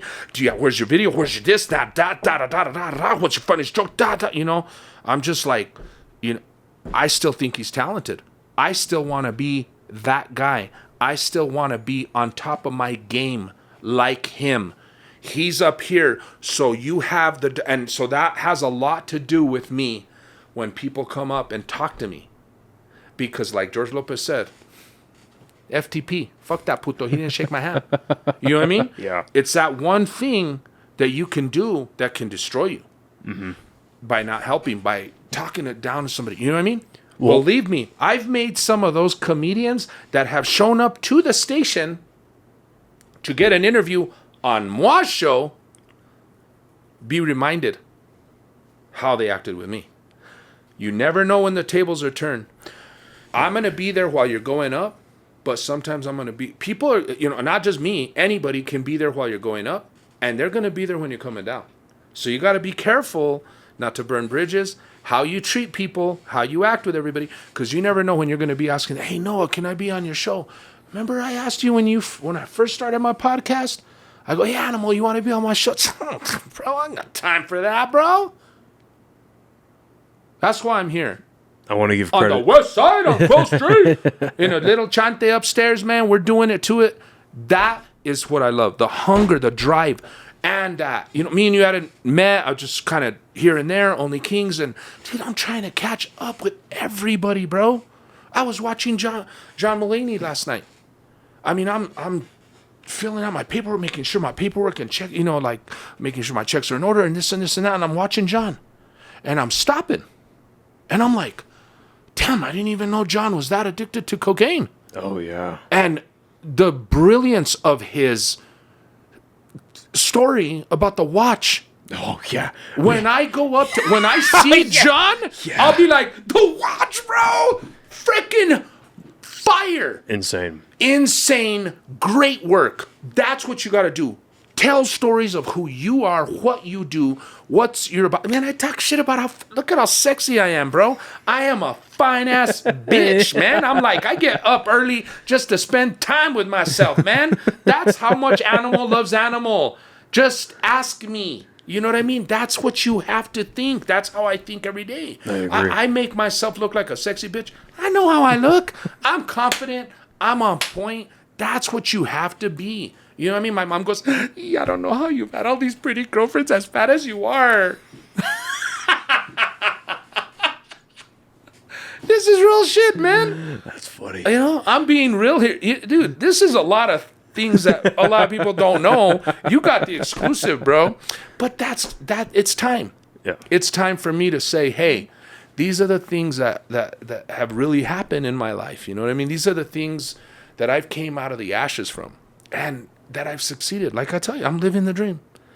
Everything has come. Dude, I hit 20 years on KISS. I've been doing comedy for 25 years. We have our own club. We have several clubs. It's all about any club. Any place that has a mic and lets you stand up there. Mad love, mad shots out to you. It's not all about just one club or these clubs or that club or the big clubs in New York or California or Chicago, wherever. It's every club. Any place that allows you to show your talents, open mic, anywhere. A little dive down the road, man. Yeah. Saying, hey, you know, can I play this song for you? Hell yeah, man, let me hear it. Because I've heard talent, you know what I mean, on a pier. I'm like, wow, this girl can sing. This kid can dance. This guy is hilarious, man. This kid's on fire. So I have the club. You know, I'm a home club. And I have Vernon's and I have mad love from all the comedians that I try to share with all of them. Try to fluctuate them. I try to get a hold of them. Sometimes like, dude, I was at Cheech and Chong and my boy Rusty hits me up and goes, so I'm here at Vernon's. What do we have to do? And I went, oh my God, I have Vernon's tonight. 20 minutes. I'm rapping. I have Cheech and Chong with me. And I'm like, oh my God, I gotta be at Vernon's in 20 minutes. Dude, I literally jumped in the van, the KISS van, and did changed into my, you know what I mean? I always carry a suit in my caddy. Yeah. I carry a suit, I carry shoes, I carry a belt, I carry backup of everything because you never know, dude, when it's gonna happen. And I had to be Superman and change. My babe's all, baby, don't drive fast, don't drive. And I'm like, shh, damn, man. I was like, oh, hey, you know what I mean? And I go, I'm a little, about 5 minutes late, but it's, and that's not usually what I do because I'm like, hey, June 11th on the podcast with Noah, boom. California, this and that and that, Casadas, got to do this voiceover, got to do this commercial, got to do this show. Make sure you put the furnace on 72. I've been roasting Gina, Nando, and me and Buck were laughing about it earlier because sometimes I'll turn up the furnace and then I'll leave it. And Gina and Nando go in the morning, it's like 94 degrees in the studio. Shit. Or whatever, according to her. All right, so they're my fam. All my kids, fam. I love you guys so much, man. So it's kind of like an ongoing joke that we have, but it's just constantly nonstop. And I mean, I'll be there. I'll be sitting there and yeah. And I'm like, and people, my family, my girlfriend, my son, people, my daughter, they'll slow down. Yeah. Slow down. You're going too fast, man. And I'm like Freddie Mercury, man. You're burning the candle at both ends. That's why the glow is so divine. That's another legend right there with a voice. Something I want to zero in on that you said a little bit earlier, how you treat people. And that kind of in conjunction with networking and comedy specifically. Mm-hmm. Now, and I've said this a couple of times on the podcast, so I apologize for anybody who's already heard it, but I want to give a little credit to Sarah Kennedy out of Dry Heat. because she had come on a few months ago and we were talking, and she goes, the distance between you and your favorite comedian is not that far. And at the time, I didn't really believe her, because I'm like, me and Dave Chappelle, like, that's crazy. But then even just in this short time, I've seen how small of a world comedy really is, and how, like, if this person doesn't know who you're talking, or doesn't know personally the guy that you're talking about, they know somebody that knows the person, or they know this person that opened for them, or featured with them, and worked with them, or came around and like, oh yeah, this person booked me at this club, or I got booked at doing this theater, or I got featured for this touring comedian, and seeing how everyone, like, how this whole ecosystem connects, from almost 3 decades of doing stand up, and this sounds like a very simple question, but I feel like there's a lot of meaning behind it to unpack, like how you interact with people, how you network with people, how you just generally treat, because show business has this like stigma to it, or this like, I don't even know how to put it. It has this like aura around it where it's like, oh, an actor, a musician, a rock star, oh my God. And they're kind of like these higher people. But then you have stand-up where it's like they fluctuate in not only just fame and popularity, but in like, like fucking Mark Maron came down to Dry Heat. And what did he do when he came down to Dry Heat? He just sat with the crowd. Yeah. He was the guy in his brown jacket, had his Comedy Store pin, glasses on, just sat and watched, sat right next to, like, he's been doing comedy for, Jesus, like almost 40 years or something like that, 30, 40 years. He's a legend. And then he sat down. I saw his post after, though. Yeah. and he sat. Somewhat. And yeah. Yeah. And I was like, oh, wow. And he okay, Mark. And he sat down next to somebody who'd been doing comedy for a year, just under a year, and just watched the show with everybody. So there's a lot of humility there, I feel like. So how does, in your experience, how important is it how you treat everybody, how you work with everybody, and then like, I don't know, I don't want to say best practices, but just like, as you find yourself rising, how have you kept yourself humble? Who are the people you surround yourself with? Like these archetypes you surround yourself with, like how has that helped you? That is a good question. And I literally recently told my mom this the other day. I told my mom, and Snoop said it best, I want to thank me. After me, you come first. That's how I've always worked. And my mom and my grandfather instilled that in me to just work. So I'm always like, I have to be on point with myself and what I do. And I'm like, you got to do this. But I never let it be. I never treat anybody the way I treat myself. Because we're our own worst enemy. We're our biggest critic. We're the one that decides whether we're going to fail or we're going to win. Yeah. Or you're going to hustle or you're not. Or you're going to sit on the couch and eat Cheetos and say, I really want to be like Dave Chappelle. And I really want to be like Joe Rogan. But you don't have all this set up. Well, dude, you have the equipment. You have everything you need. So, you know what I mean? I'll be the dude that'd be like, no, get all this, dude, paint up the room, put up some books, bro. Put up that poster, dude. Get a sponsor, dude. Add the cameras, bro. Get Animal on your show. All these guys, bro. You know what I mean? I'm that dude that will push you and tell you, why not? Yes, you can. I like to give people inspiration every single day. I just love to let people know that they have a talent, that they're on this earth for a purpose. Your book has been written since day one, the day you were born and the day you die, and all in between.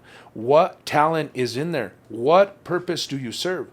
You have a purpose. You have something that's going to make you succeed. And you know who that is? You. You have to do it on your own. You know what I mean? In my mind, I'm like, they go like, I was thinking about it today and I was like, okay, if he asked me who my favorite comedians are, I was joking around and I said, me, myself, and I, Anthony Animal Garcia, and DJ Animal. But that's in my mentality of who I am in myself, in my mind. But as a humble person, I will tell you who they are. And I will tell you how many talents are here in this town alone. You know what I mean? There is talent here. And dude, I tell everybody in New Mexico, right now, I thought about this morning. I've been thinking about this whole thing all day. And I said, I want to be able to say how I feel, talk about real things, be humble while I do it, talk shit, at the same time like I am, because I have a confidence and an arrogance and all that. And I like to be number one, and I like to work hard. But that's, for me, it's thanking me because of what I've done for myself. But I want to tell you, New Mexico, we are family. We are the 505-575 family. We are a badass state. We have talent. We have to stick together. We have to support each other. And we have the capability to help one another kick ass and go above and beyond. Dude, I saw Buck. I was driving home so freaking tired one night, dude. I was driving home from the station and I went, Jesus, man, I'm fucking tired. And I said, oh, God, I put gas. It's not one thing, it's another, You know how it is. I fucking feel that. Yeah, oh, my God. Dude. Putting gas is like a breakup. You know how it's like a breakup? The 5 stages, right? You're like, first you're like in shock. You're like, oh, my God. $4. Oh, shit, man. Then you're all in, you're in denial. Oh, jeez. And you're pulling out your wallet and you're angry. You get angry and pull it out. And then you're depressed. And then you accept it and move on with your life. Yep. That's what putting gas is. That's like a breakup. That's a so, fact. hey, if you're going through a breakup, think of that. Hey, it's like putting gas. You can get over it. Be strong. You're the only one that can get yourself out of the flames. And I put gas and I pulled over, and it was a good thing. Because when I pulled over, I put my gas and I went inside. I put my gas and Buck's coming outside. Oh, shit. And I'm like, hey, what up? But, I hadn't known Buck too well yet. We had just kind of like, oh, yeah, oh, man, yeah, you teach animal. And I was like, oh, hey, what's up, Buck? What are you doing? And he goes, man, I'm on my way to L.A. I'm going to go perform at the Comedy Store or the Laugh Factory. It was Comedy Store. And I hope I'm correct on that. Because he gone down there with Evan Rons and all them. Yeah. And he was like, man, I'm on my way. And I'm like, dude, you freaking kill it, bro. You do what you got to do. You show, Los Angeles, California, who you are. Go emit that talent and that light that you got, bro. You make us shine. He still gives me credit for it till this day. Oh, that doesn't surprise me at all. He posted it the other day. That does not surprise me at all. That is what really makes me feel good. The fact that I get, like Steven Michael Casada, he's like, bro, you've always supported me, bro. When he called to tell me, he called me. I was at Sunday. I was on the balcony with some friends, and they were all trad. We were all drinking, and I get a call, and I go, Steven? Me and Steven we're those dudes. Like, we're always friends. I'll tell him what he doesn't want to hear. We always support each other. We'll make fun of each other, and we sell shows out together. That's who we are. We've had a lot of history together. 25 years with other comics too. So he called me, and I was like, "What up, bro?" And he goes, "Animal, Steven, Michael Casada." What up, Gomez? Steven Michael Casada. Oh, I was like, yeah, you got his voice down. Yeah, I got him on. Dude, I do impersonations like you won't believe, bro. I mean, everything. So I go, hey, what's up, Steve? And he goes like, bro, I got some good news. And he didn't even say another word. I go, we're getting a club. You know what I mean? I go, you're opening your own club, or there's a club. And he goes, yeah. I go, damn, you know what I mean? So I was just ecstatic. Yeah. I was happy for Steven because we didn't have a lot. We couldn't perform at last. Sometimes we were punished or whatever the deal was. You know what I mean? I went back and redeemed myself. I won a competition there in 2006. So like I say, I don't like to badmouth or say anything bad. Things are the way they are. Get over it. Move on. Dust off your shoulder. Move your ass. Get to it. It will happen. And it did. You know what I mean? We got our own club. So I'm like, oh, hell yeah. This is opportunity for us to be able to give all the comedians, the spoiled ass brats that we didn't have, their opportunities. You know what I mean? So it is deep with us in a different way. We're the we're the veterans. But we're like, it's crazy because you have Steven and Russ and the older comics that are older than me. Then I'm there. Then you have your, Mike, Kurt Fletcher, Luis Powell, You have the you know what I mean? Yeah. The ones that were there in between, and then you have your Jake Oteros, and you know what I mean. Oh, Sarah's in that other mix here too. But then you have your Jake Oteros, and you have your Josh Fournier's, and you have, you know what I mean. Steph was kind of like somewhere, you know, it's hard to place them all in one area. But then you have your AJ de Leon, and then at the very, who do you have? Who's at the end, bro? Me. Who's at the end? Vargas. No Vargas. But you know what I mean? Yeah, it's awesome. I will support from Cheech and Chong like I did the other day to Noah Vargas. I don't care where you're at. I don't care who you are. If you're broke, you don't have a car, you have this and that, and you need help, I'm that dude. If I can find time to help you, I will. And they know it. They know it. And I will not hire you unless I pay you. You will not work for me for free. Nobody has ever worked for me for free. And if you have, call me. I owe you some money. You know, but I will not let a talent, because I will never do to anybody else what has been done to me and Steven. Yeah, for sure. We've had struggles. I was going to say, that's a very important thing you just said about not getting paid. It still happens today. I mean, it still happens today. It's wrong. You know? It's just not fair. It's not. And you've heard Eddie Murphy. You've heard Richard. You've heard Steve Harvey. These guys, they're like, man, he gave me $10. Yeah. I drove from Florida. He gave me $10. You know, Eddie Murphy, man, he didn't even pay me. Richard Pryor, man, he goes, I did it for free for 3 days, and he gave me a beer. It was rougher. It was, you know, and that's how it is with even my nephews and with the kids and with that. You're like, hey, dude, you spoiled ass. You guys have it made. They do, and that is great. They can be, you know, I can name all the breweries, all the locations, all the places that everybody performs Monday, Tuesday, Wednesday. There was none of that. Yeah. Me and Steven were like, damn, man, we got to do our own show. We did Nights of Columbus. We did Belén, Los Lunas, Española, everywhere you can think of in New Mexico. You know, Bernalillo. We did just small dives. We had to build our own show. We did El Rey, Sunshine Theater. Me, him, Russ Rivas, the owner of Laughs, and Eric Griego, and James Romero. There was 5 of us. I still have the CD and the video of us. We did that show. And after that show, there was a situation where we weren't going to perform with Laughs anymore. And I was like, what did I, and I was the new kid on the scene. It was like that in radio for me. I'm like, what's going on? I didn't know what was going on with all the other people in radio.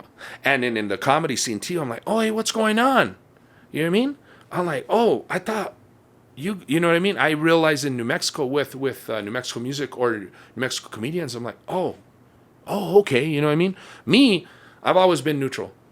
I like him. I like her. I like everybody. He's badass. He's awesome. He can sing good. I just always supported everybody, no matter what. Well, there's nothing wrong with that. No, like, it's not some people don't. Well, it's most people don't. 98% of people. There's a mentality where it's like, you know, you can get famous, you can get skilled, you can get popular, but you can't be better than me. And it's very stupid. It's very silly, and there is nothing wrong with supporting everybody around. If you think somebody is good, it is a net positive that you say so. You know what I mean? Like, that is important, people, because not a lot of people get that, A. And B, it's just, who doesn't need good publicity? And now, like, with everything that's going on in Albuquerque and everything, and how Albuquerque is growing, Dry Heat's established, Quesada's established, we're getting Hyenas. Yeah. Like, the way this whole ecosystem is starting to build. Yeah. I saw the comedy improv. I just saw where, I know Sarah moved to the Box. Yeah. Sunday I was driving and because I went to a graduation and I went, oh, cool. You know, I saw the big letters. Yeah. So it says the Box. comedy improv. Yeah, the Box. But the Box is on the sign here. But what does it say on the door? It says the comedy improv? Yeah. There were some big letters. Yeah, it just says the Box improv. And I went, space, oh, cool. Yeah. You know what I mean? When I saw, but there's on the door, on the windows, there's the comedy improv, something like that. I went, cool. You know what I mean? Like, dude, I had a catch up with, I want to catch up with everybody, with everybody. You know, and sit down and talk our conversation like the way we have it. Yeah. But, dude, I'm so freaking busy, trying to build things to have us make more money. I'm the type of person, I'm working for us to make more money, to do this, to get you here, to get you that. You know what I mean? I've been placed in the middle of that whole Quesada thing with the comics. You know what I mean? He's like, hey, bro, I need you to talk to me about all the comedians and who you work with. And I came back into the scene and start working with them, doing shows at Kraft, at Vernon's and whatever. So I started to scout and I started to go. And now I was like, I want to start going to all the shows and just show up. Yeah. And be like, hey, dude, can I do 5? Like, you know what I mean? I can't just assume they're going to be, of course, Animal, you can do 5. Maybe they'll say no. You know what I mean? I start laughing and go, I'm going to go ahead and say I doubt it. But I ain't going to say that. No. Oh, I'm sure they would. But no, I would be like, hey, let me get up and do 5. Because it's the best feeling to support any show. Oh, for sure. You know what I mean? And I think that... let me open up for Noah. Because I know Steven had said on Buck's podcast that he's locked into that club, but it'd be cool to see you guys come down to like Dry Heat, see you guys pop into these different places. I mean, to say you're busy, both you guys, to say you guys are busy is a fucking understatement. And I think the way you guys went about, okay, we're gonna pick, because you guys in this last December before the club had opened, you had like 15 comedians show up, 15, 20. Well, see, that was the thing, and I've heard all the shows and all that, and it's been crazy. I was trying not to forget anybody. No, I think you guys did it the right way. And well, no, Steven, because he had to worry about opening the club, doing what he had to do, the TV, the billboards, and all that. He was like, "Hey, I need your help," and I said, "Okay, let me write down the list and try not to forget anybody." And I love all my family, all my comedy family, but dude, people didn't answer.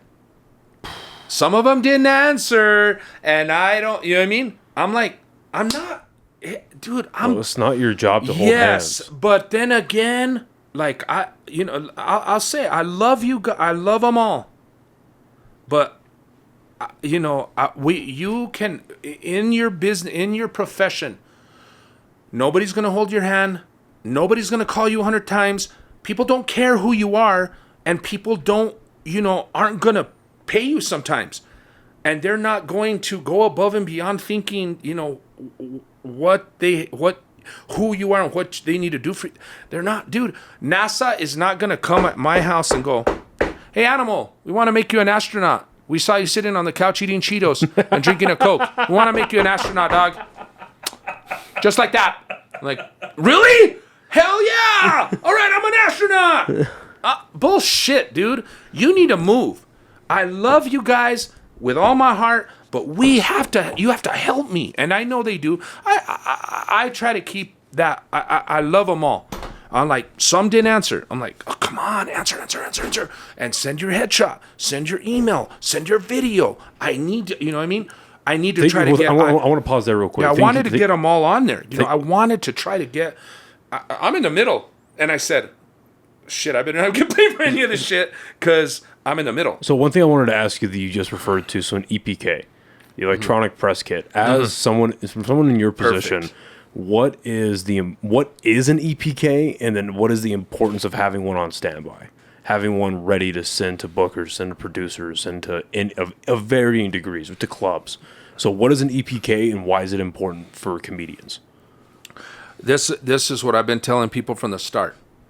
And I, believe it or not, I was looking at 2 packages, one from a comedian, one from a New Mexican artist, and one from a model. I was looking at 3 of them. So, New Mexico, I don't know how to count. Hey, New Mexico education, they say I had 2, bro. Yeah, see 2. Yeah, I had 3. And I was looking at them, I was like, wow, these are old from when I first started in radio.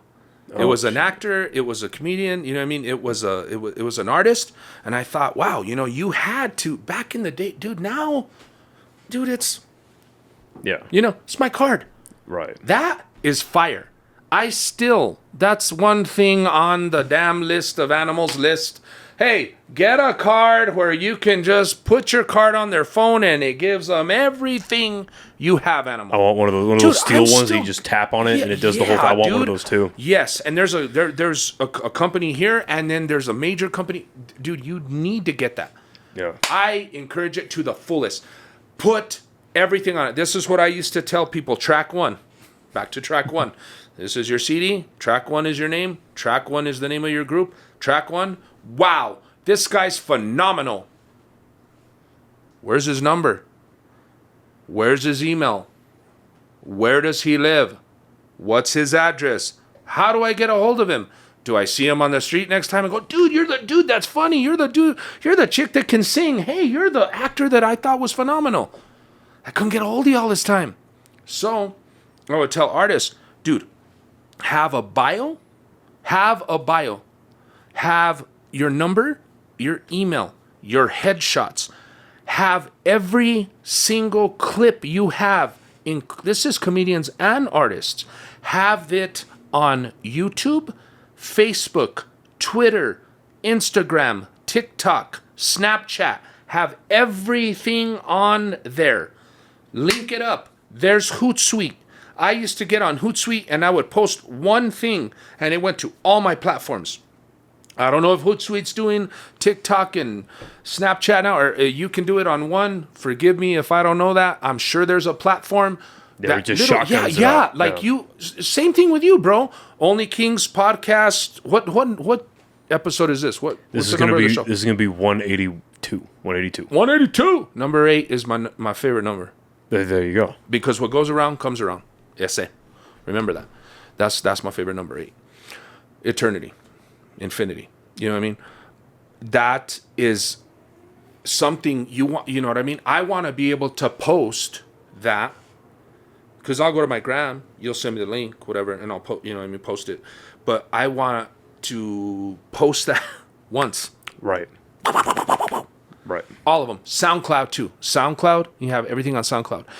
If you have an album, or you have, like Rat's Tail with Anthony A. See how he was the number 1 comedian on Apple? And I was like, damn, crazy. Anthony, what, with your EP? And I was like, are you serious, bro? Like, what the, you know what I mean? Absolutely good for crazy. you. This freaking shit happened. Dude, I was hitting Anthony up, bro. I'm so proud of you.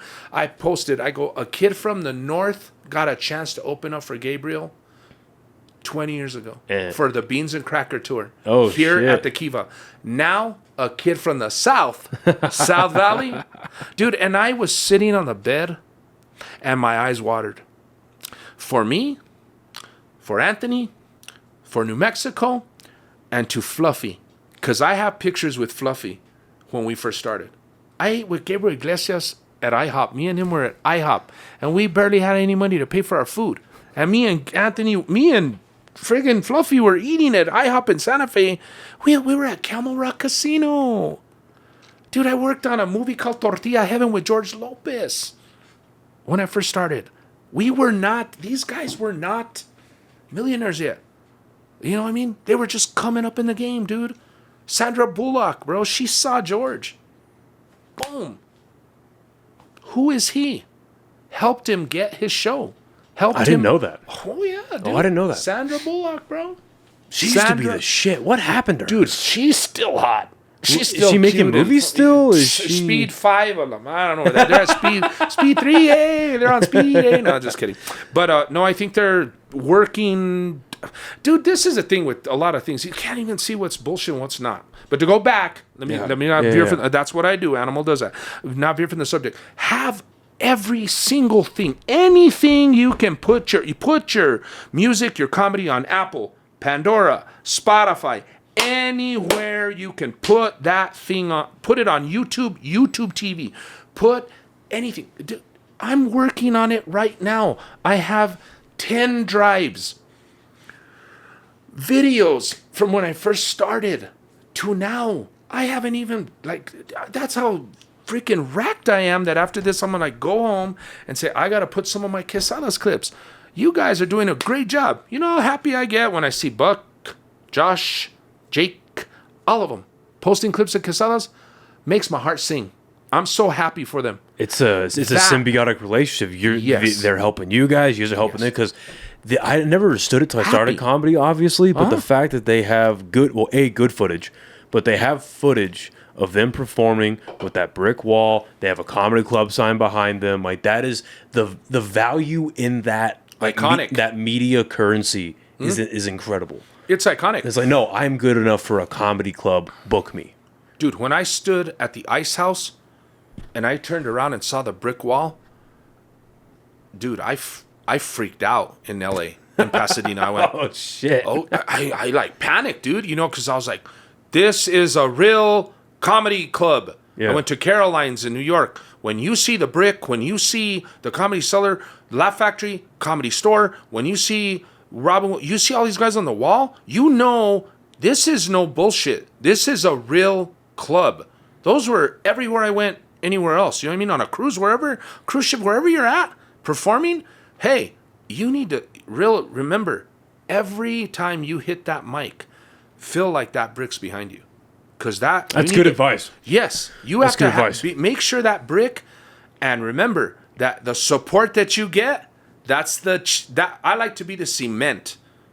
All my peeps, man, in New Mexico, Animal likes to be the cement that holds us together, that keeps all the talented bricks. Each person is a brick, man. Talent.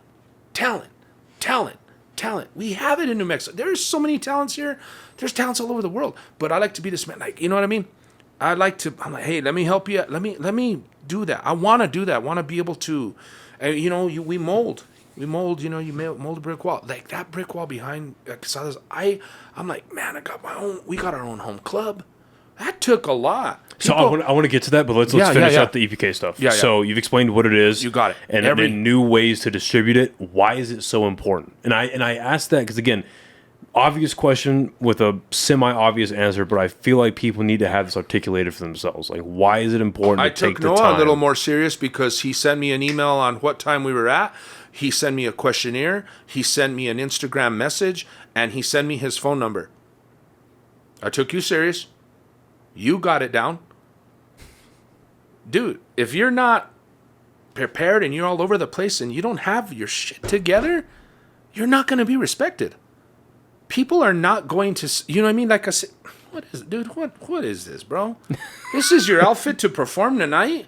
What the heck? What is this, bro? Oh, we could talk about that for sure. Yeah. Okay, and look, like Buck, we've talked about it. Me and Buck have talked. Look at how Buck dress. He does a suit. That's the first piece of advice he gave me. Presentable. You want to look, dude, please. I love you guys. Do not go in sweats.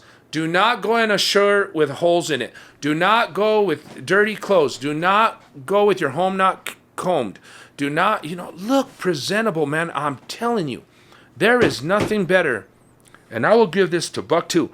When I've seen a person at church, a brother, man, dressed up, man, looks good, ready to go to church. I'm like, that's how you need to dress. Like Steve Harvey, like he dresses for church. I'm going to church. You're giving the best to the Lord. That's what I do. I try to dress the best when I go to church. That's how you want to dress when you perform at any club. Show them who you are. Show them how good you look. So you touched on it with the EPK stuff, yes. with taking somebody seriously in the way they reach out, the way they present themselves, the way they communicate. That, I feel like, can be applied directly to the attire you wear when you're on a stage. Yes, exactly.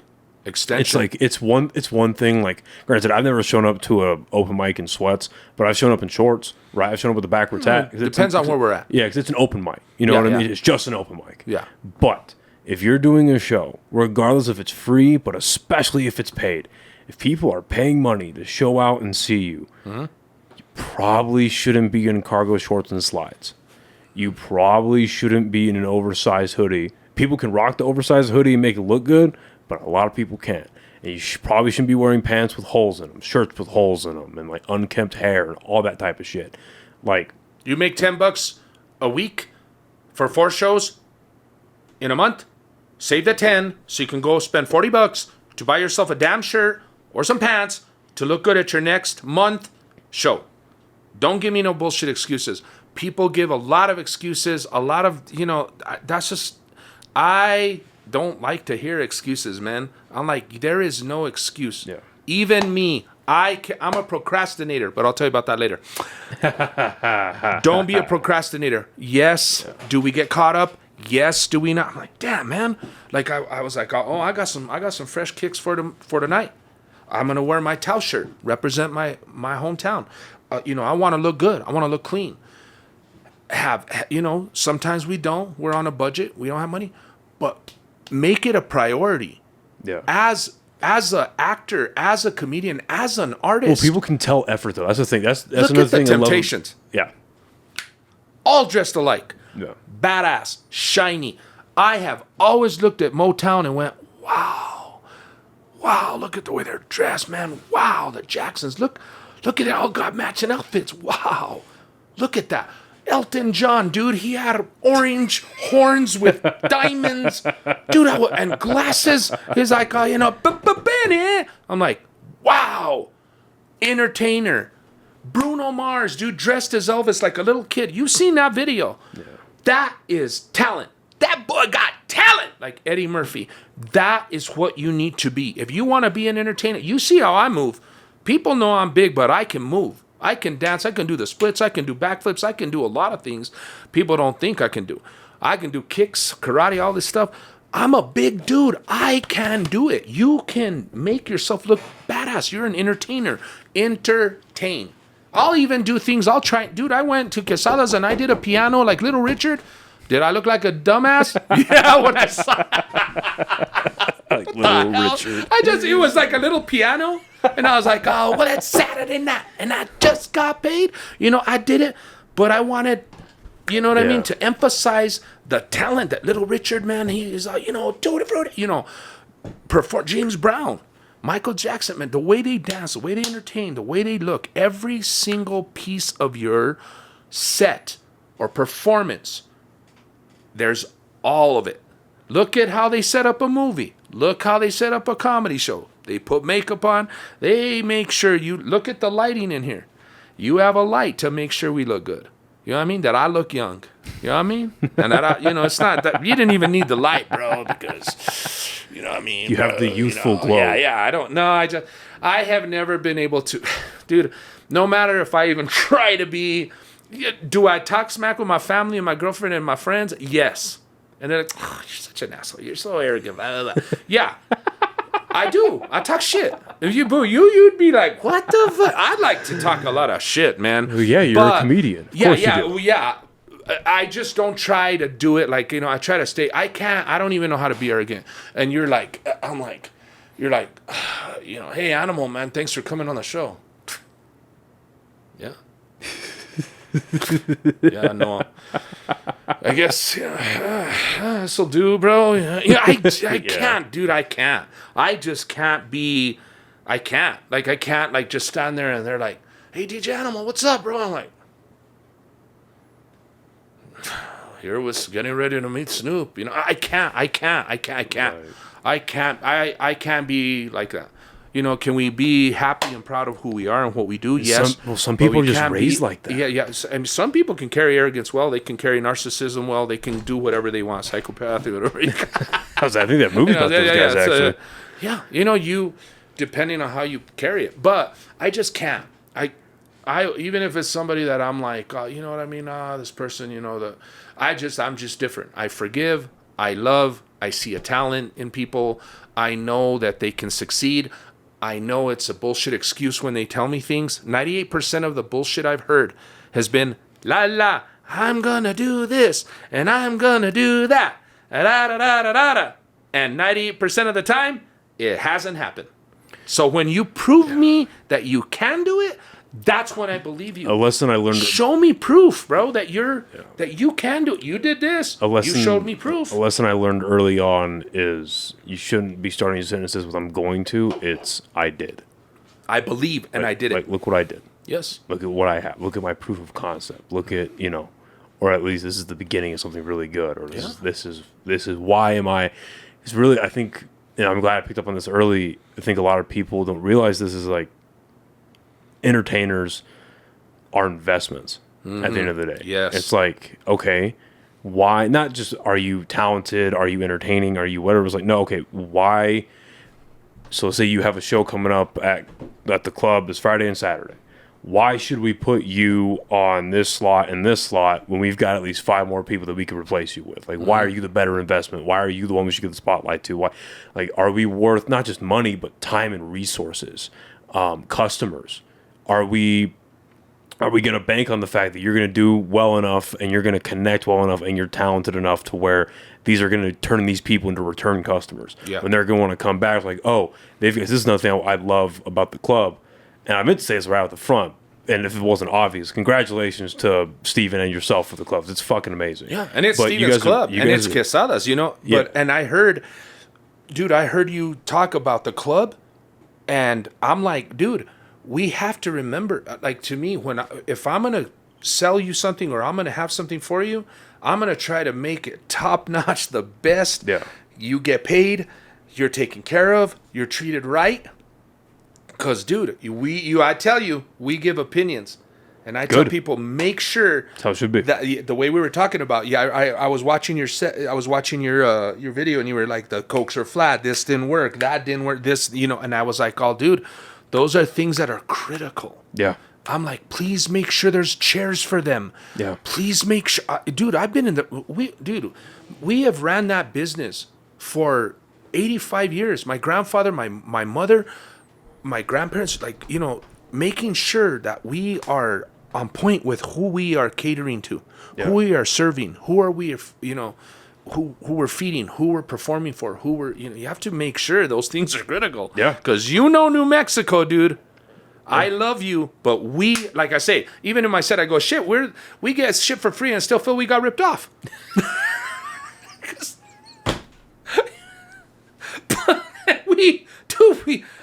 And I'm like, well, you gotta stay on New Mexico. Yes, because they'll get bored easy. Dude, New Mexico? All right. Oh my God. How was it? Chick-fil-A's here. Oh my God. Oh, Cane's is here. Cane's is here. I gotta be here first. Guess what's next? In-N-Out. I know. That line, dude, I was eating at In-N-Out in California the other day. I was double, animal style. I was like, God, man, it's going to be hell in New Mexico. When I saw the announcement for that, I was like, it's going to be a freaking nightmare. 3 years from now. I go, 3 years? Traffic already is a pain in the ass. And now we're going to add In-N-Out lines. Fuck. Dude, there is one line, like I tell you, I'm a God-fearing man. I'm all about serving people. That's what God has sent me here for, to serve. He gave me talents. He gave me abilities. I pray for everybody every day, man.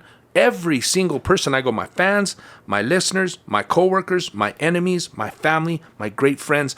I pray for everybody. May they succeed today. May they be blessed. Thank you for the food and water. Thank you for our homes. For me and my houses will serve the Lord. Thank you for our cars to get to where we need to be. Thank you for our jobs. Your job is a blessing and an asset, because I tell people, your job that you have, I hate this job. I cherish every single thing I have. I'm grateful for these things because God has given them to me. And I can use this phone in 2 weeks. I can use these glasses in 2 weeks. I can drive my car in 2 weeks. Your job is an asset. Yep. You have a check coming. Yep. You're like, I quit, bro, this job. I never understood that. Then I'm like, guess what? In 2 weeks, that check ain't going to be there. You're fucked. Yeah, you're fucked. I mean, shit, I've talked shit. I'm like, I quit. I'll be back tomorrow. Fuck this, I quit. I'll be back tomorrow. Yeah. Or when they've caught me asleep at work, I'm like, thank you, Father, for this meal we're about to receive. They're like, oh, bullshit, animal. You were asleep. I'm like, I wasn't. I was praying. I was praying for you, man. I was praying for the way you're abusing me. No, I mean, that's one of my favorite Bill Burr quotes. An asset, man. Is where he goes, I could get through. I didn't like my job, but I could get through it because that enabled me to do the awesome thing I'm doing afterwards. And now it's, the 9 to 5 fueling your 5 to 9. It's a very important thing. And I'm fucking. Do I love my job every day? No. But what do you do? What do you do, Noah? I'm a recruiter. What is your reality? This is your dream. Yeah. What is your reality? I am a recruiter for a security company right now. That's awesome, man. Yeah, I like it. That's cool. See, as long as you love it and you like what you do. Yeah. Because, dude, stick your hands where in a dishwashing sink, where the spit and the food and everything come up to your arms like this. I did. And you will be humble, right? 8 years that in humbled restaurants. me. Dishwashing. Yep. And, dude, doing landscaping, brick, stucco, construction, smashing my fingers, doing asphalt in the sun where I can't even think and have a headache and I can't sleep at night after I'm done will make you realize, chopping wood, burning boxes, whatever, will make you realize how great your job is. And these days, I'm like, people talk 4 hours. I'm like, God forbid you're gonna die.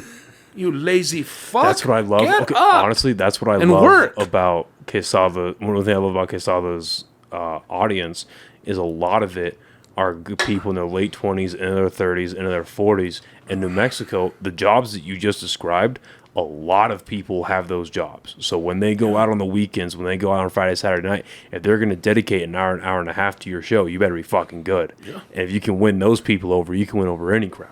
Yeah. You know, winning over New Mexico is one of the hardest. a 7 p.m. Friday night crowd filled with people who just got off of work, or they just got off work, got off the job site, they ran home, changed real quick, took a shower, grabbed the wife, grabbed their girlfriend, whatever, grabbed their buddies, hopped into the truck, and traveled up to Bernalillo. Make them laugh. You can make them laugh. I'm fairly certain you could do it anywhere. Because I love that type of crowd here. And what I was saying earlier about like investment in an entertainer, though, is I love that you guys are bringing in headliners, but that it's also local comics supporting. Right, it's a local host. It's a local feature. That's Steven. That's the casino, and Steven that's booking. I'm the one. You know what I mean? What I did is I brought all the comics at the start. That's awesome. I said, I love each and every single one of them. Even if you're mad at me, I love you, man. Come talk to me. You know what I mean? It don't matter who it is. I know they're like, I'm like, hey. Ask me before you assume. If you assume and you have expectations, you're going to be let down every time. Don't assume and don't expect people. Like I say, NASA's not going to knock, and don't assume. Hey, well, they didn't want me at the club because of that. You don't know yet. Come and ask. I always had respect for Buck, but that's where my respect for him just kept growing when he had Steven on the pod. I was like, hey, well, you guys all had you and Buck and Six had your conversation about everything. Because I was shocked. And I was like, dude, there was a lot of factors that went along with that. Dude, we couldn't make the TV work. The recording of the videos of every comedian didn't work. Dude, dude, that was one of the best shows. The 5 shows I did, but the first night that we performed, we did the auditions for all the comics. God, man, I wish I have some of it recorded, because at the second show I snapped and turned on my camera. But dude, I was just shit. I hate that feeling. I was the first one. Shit. You know why? Because I said, it dawned on me. It was the next day. It was a Monday night, and I was about to lay down, and I was like, go over my set, go over, like, what am I going to say, I was going over my notes, and I said, man, I'm going to be the first comedian to crack the mic at Quesada's for the first time. Maybe Steven went up there, check, 1, check 2, but nobody can ever take that away from me. It's mine. I was the first person to go, you guys all ready for tonight? Santa Ana Star Casino? Quesada's Comedy Club, we got a hell of a show for you tonight. And I was in heaven. Oh, I'm sure. First, because I was so proud of Steven. Second, I was so damn proud that we got a club finally, and we get to perform, and all the kids can come and hang out with us at Disneyland. That was what I was so excited about. So, and everybody will ask, you can ask anybody, was Animal on point? Dude, I could feel the flames, bro. I felt like, you know what I mean? Like a phoenix rising. Give me the mic. And I would come up, bah, bah, bah, bah, bah, boom, kill it. Jake Otero, boom, boom, boom, boom, boom. Josh Fournier, boom, boom, boom, boom, boom. You know what I mean? Buck D, bah, bah, one after the other. You know what I mean? Would I have liked to mention the ones that weren't there? Yes. You know what I mean? Some of them had obligations, some of them didn't answer. I wanted everybody there. I wanted them to call me, dude, where's my spot? I'm like, all right, we can fit you in. And honestly, we were racked. I was like, oh my God. Dude, I was fumbling. I go, dude, you have Jamar on both pages. Jamar Hall? Yeah. I go, dude, Jamar's on this page and that. Like, you know what I mean? It was, It was a lot. There was like, I was like counting them. I was 25. Then we had the veterans. We had Virginia, Eddie Tafoya, Kurt didn't need to, we said, Kurt doesn't need to think. Scotty got, me and Steven, I'm like, dude, these people don't need, Chris Otero doesn't need to be, but he wanted Chris Otero there because they were homies, and Silver would have been there, but Silver passed away. He was he was a DJ here and a comedian that worked with Steven and Chris. So he passed away. He wouldn't have had to perform. There was certain people who were like, okay, these are the guys that we've already been doing it for a long. Then there was people that we had worked with along the time, Nicki Mangan, Eddie Tafoya, Virginia Gonzalez, people that we had worked with over the years that they're like, who are these people? I'm like, dude, we're the ones that, had to do shows together on our own to build it up to what you guys are at. You guys are like Willy Wonka and the Chocolate Factory. You guys have the Chocolate Factory in front of you. Have whatever you want. You could perform wherever you want. Like AJ Lewin was like, hey, bro, I killed this weekend. I did this. I did that. I did this and this and that. And I'm like, good for you, man. And I was going to I said, I want to call him. I'll call his ass later, man. I'm going to be like, hey, you're a legend in your own mind. Just ask you.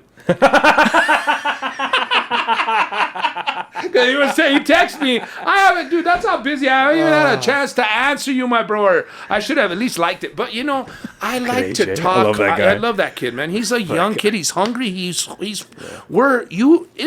I am older. I'm still hungry.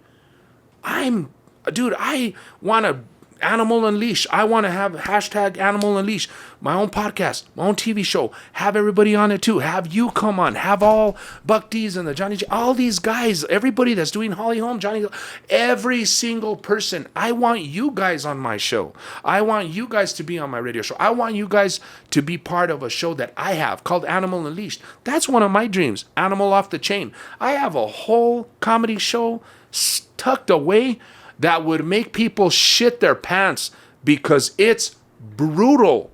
It's nasty. It's crazy. I haven't even, dude, there's one that's nasty and there's one that's brutal. I have to watch it because I'm in the public eye. Watch what I mean. What I say. I said a few things here tonight, but it's cool because when I go to Kiss, I have to remember I'm walking into Catholic church. Ave Maria. Ran by the FCC. Yeah, because we started tucking and I was like, shit. And yeah, that's cool. Fuck. Oh, you know what I mean? I have to walk into church with Kiss. Yeah. You can say, I'm like, I said Jackass today. Post Malone is going to tattoo a penis on Steve-O's head during Bonnaroo. Is he really? Yes. And Steve-O's from here. And I'm like, New Mexico, we don't do this. This ain't not like us. You know what I mean? But Steve-O, who's from here, is going to, for his 50th birthday, is going to have Post Malone tattoo a penis on his head. Beautiful. Isn't that freaking hilarious? That's beautiful. I mean, it's just, how much more can we shock each other? You have to shock, bro. It's shock value. What is going to get views? Yeah, Steve, shit, dude. Dude, when I saw him on top of the tram and I go, he's going to fucking kill himself. He's a lunatic, bro. But, dude, that's what Jackass, that is who, he sells his product. Yeah. And remember that too. If you have a product, know your product. Know who you are. Know what you sell. Know it. Because if you don't, you're gonna look fucking stupid. Yeah. Because if you do not know what you are selling, what you're performing, or what you're saying, or what you're doing, when somebody asks you a question, I ask people all the time. And they're like, I don't know. Like, you don't know about your own podcast? How many mics do you have in here, Noah? 5. One. Yeah. I tell people, I try to be as on point with my things. I'm like, hey, dude, I have 2 candles in here. I got 5 mics. You know what I mean? I got 50 books. You know what I mean? I got 1 TV. I got 1 light, and I got 1 animal in here in a cage. It's important. Don't get me wrong. I'm not perfect. I make mistakes. I'm a human being. We fail. I failed 99 times and succeeded 1 time. It's taken a long time for me to get to where I am. You told me, when are you going to, what would you be living the dream? I'm living it right now. Dude, when I got my SAG-AFTRA card in the mail after being on The Cleaning Lady a couple of weeks back, I was on Fox. I was like, I've been on Longest Yard. I've been on Breaking Bad. I've been on Better Call Saul. I've been on Perpetual Grace. I've gotten lucky on shows where I was an extra, a background extra, an actor, a cast actor. Now was a principal actor. That there's differences. Right. But that Charlie Chaplin day when I was 8 years old, I said, one day, and I got it. That's awesome. And I went to Hollywood, and I stood at the Griffith Observatory just a couple of days ago. I did it. I finally, it took a long time, but even if I've only been on a few things, that's fine. That's fine for me. You can't take that away from me. Nobody can take away your talent. There is no other Anthony Animal Garcia. There is no other DJ Animal. I do not compare myself to anybody. I'm not better than anybody. I am unique in my own way. I have succeeded in my own way. I have worked hard for it. And I told my mom the other day, I did everything on my own. You have seen me, Mom, family. Oh, and Anthony has another show. Anthony's going to another remote. Anthony's doing another thing on Kiss. Anthony's going somewhere. Animal, you know what I mean? My family calls me Anthony. You know what I mean? They don't call me Animal. My grandmother don't even call me Animal. That's the most horrible name in the world. In Spanish, Animal, you're like an animal that's out of control. That's how I got my name. Yeah. But, it's that. I had to do it all myself. And have I been through shit? Yeah, we all go through shit. Relationships, life, picked on, bullied, whatever. We go through shit. But I don't be like, yeah, Dr. Phil and O'Brien, then all that time you're spending crying and bitching and complaining, you could be productive. Like Arnold said, be useful. Be useful. Arnold Schwarzenegger, be useful. Get up, earn your meal, be productive. Move on, move forward. I was like, that's how Arnold made his. You have to make your dreams come true. The way Arnold thought, I go, wow, somebody else thinks similar. Has Arnold freaking lived the American dream? Bodybuilding, succeeded. Acting, succeeded. Governor, failed. You can't always win. You have to lose sometimes so you can understand where you are. Yes, where you are and who you are. You get home. Dude, you can be on top of your... Look at Will Smith, bro. God. Dude, that's when the devil... Dude, when you're on your highest point, and I'll tell you from experience, that's when the devil comes for you. Oh, for sure. And you will never think where... Even in church. I want that guy to come back so bad. You never know where the devil's going to come get you. Don't entertain him. My dad, not in my life for a very long time, but when he was, one of the biggest, probably outside of like Perry Mason and like the Rockford Files, his favorite show was Fresh Prince. Good. Yep. And he showed like that, and like Will Smith was probably the first movie star, like actor. I was like, oh fuck, like that dude's talented. Yeah. You know what I mean? And so, like, growing up watching all his movies, and then obviously the fucking slap happens. But I want that dude. I want him to get his shit straight and come back. And I'm hoping this new Bad Boys movie really turns his career around. Like, starts to, because you can't just yank the steering wheel and turn a ship. $56 million this weekend. You gotta change the ship in slow increments. And I hope this is a big turn in that ship of a career that he has, because that dude is he is one of the true. When you think of like entertainers, like true talents, they can sing, dance, act, they're funny, they're dramatic.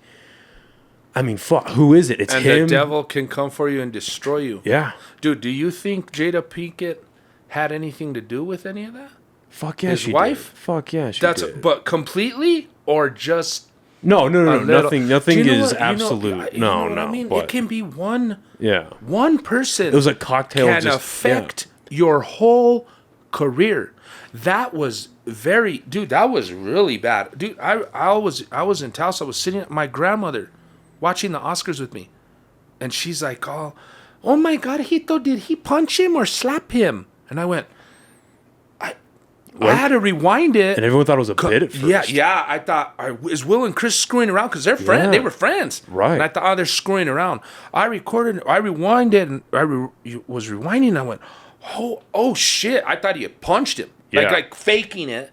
Right. Then I rewind and I went, oh, you see the open yeah, hand. and then the open hand. I go, he slapped him, and then he walks back. He goes, oh, keep my wife's out of your mouth. I said, oh, shit. Will's pissed. And as a comedian, that bullshit was uncalled for. Oh, for sure. And, dude, the whole... I thought about it, and I said, I wonder if all of us as comedians right now have to completely get on this side of the fence, and we don't support Will Smith anymore. Period. Is that what we're, what do we do? Because we were in shock. Well, that's the knee jerk. Yeah. We're like, oh, damn, is everybody going to turn on Will? What's going to become of the career?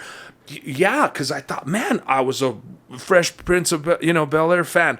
Getting jiggy with it, Will Smith, you know what I mean? Everything that he did, I was like, oh, this is bad. I liked a lot of his movies, yes.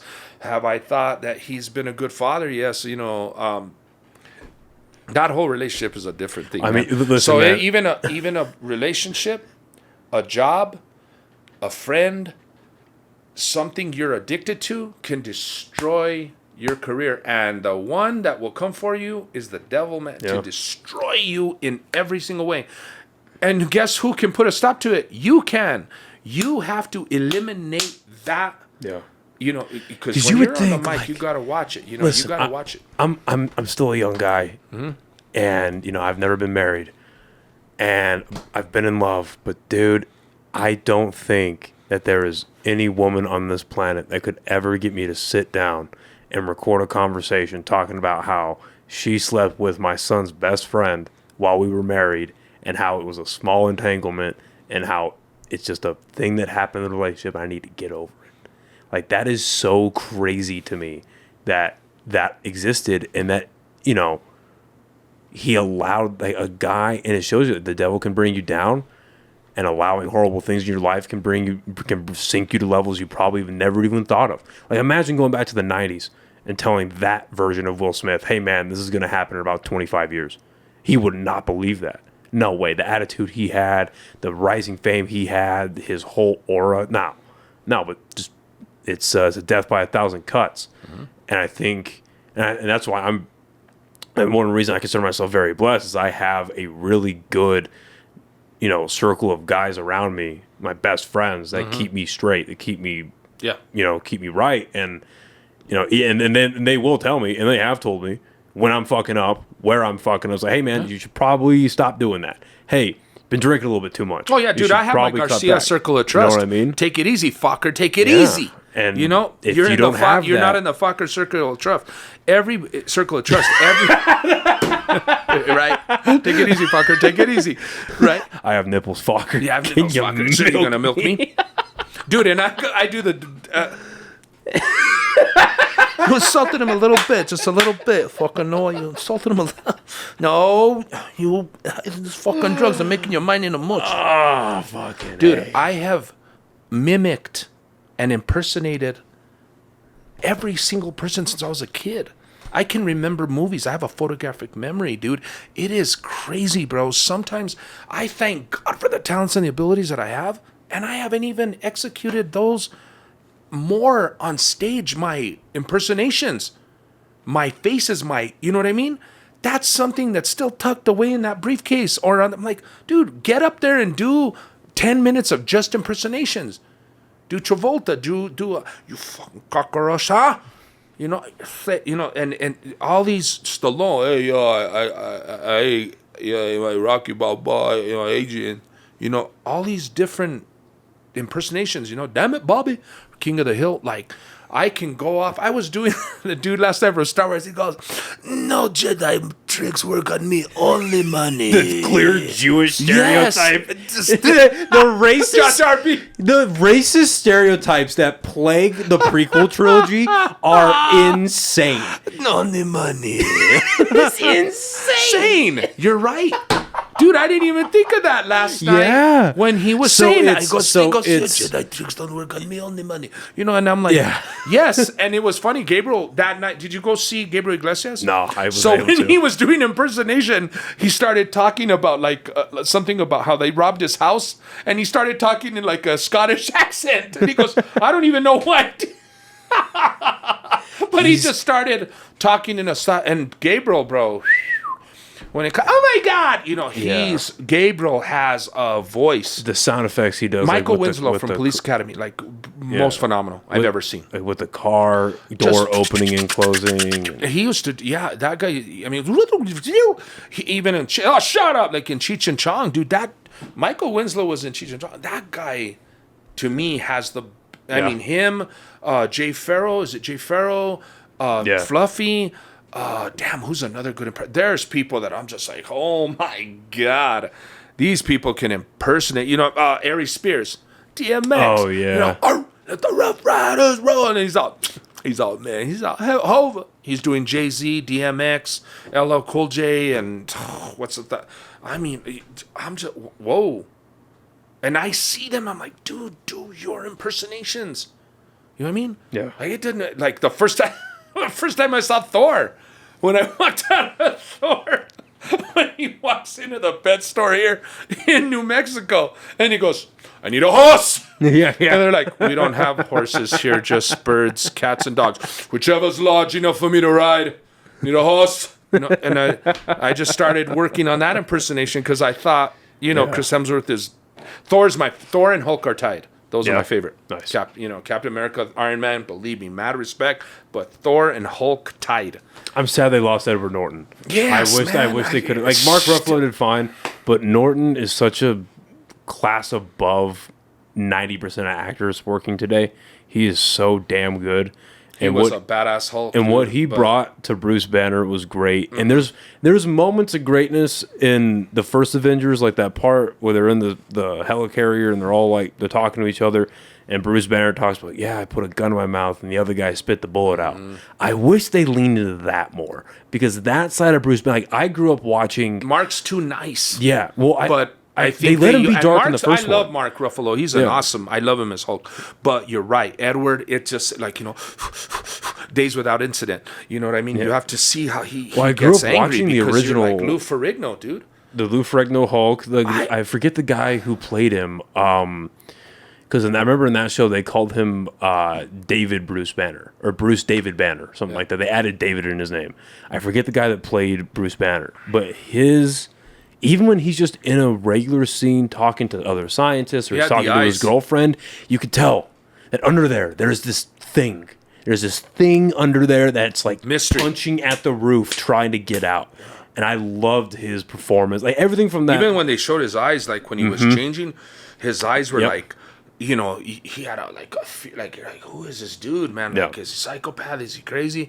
No, he's angry. Yeah, you know what I mean. But he was he was that guy, you know. And I was like, it's crazy that you brought up Lou Ferrigno because when I went to interview him, I was so freaking nervous because I go, how do I ask him? I know you're deaf, man. So are you gonna be able to understand me? But you know what I mean? He's deaf? Yes. What?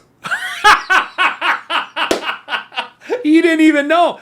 Dude, Lou Ferrigno battled with Arnold Schwarzenegger forever, For bro. sure. Oh, and he was born. That's one of the best parts of Pumping Iron is them like shitting on each other. Both of them, I was like, not now, Lou. He goes, maybe next year, Lou. You have to be me.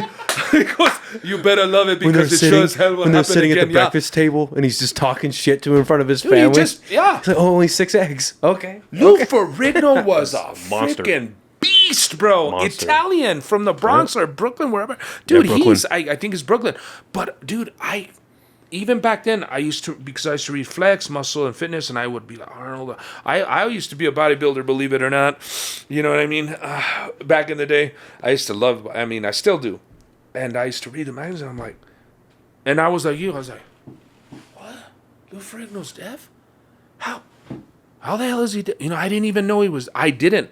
That he was partially deaf. I don't know if he's. I don't want to say he's fully deaf, but he had this infection in his ear since he was a kid. Oh wow! But he was just he worked hard and and I thought, how did he do the movie? Well, they was They basically just rip your shirt and do you know what I mean?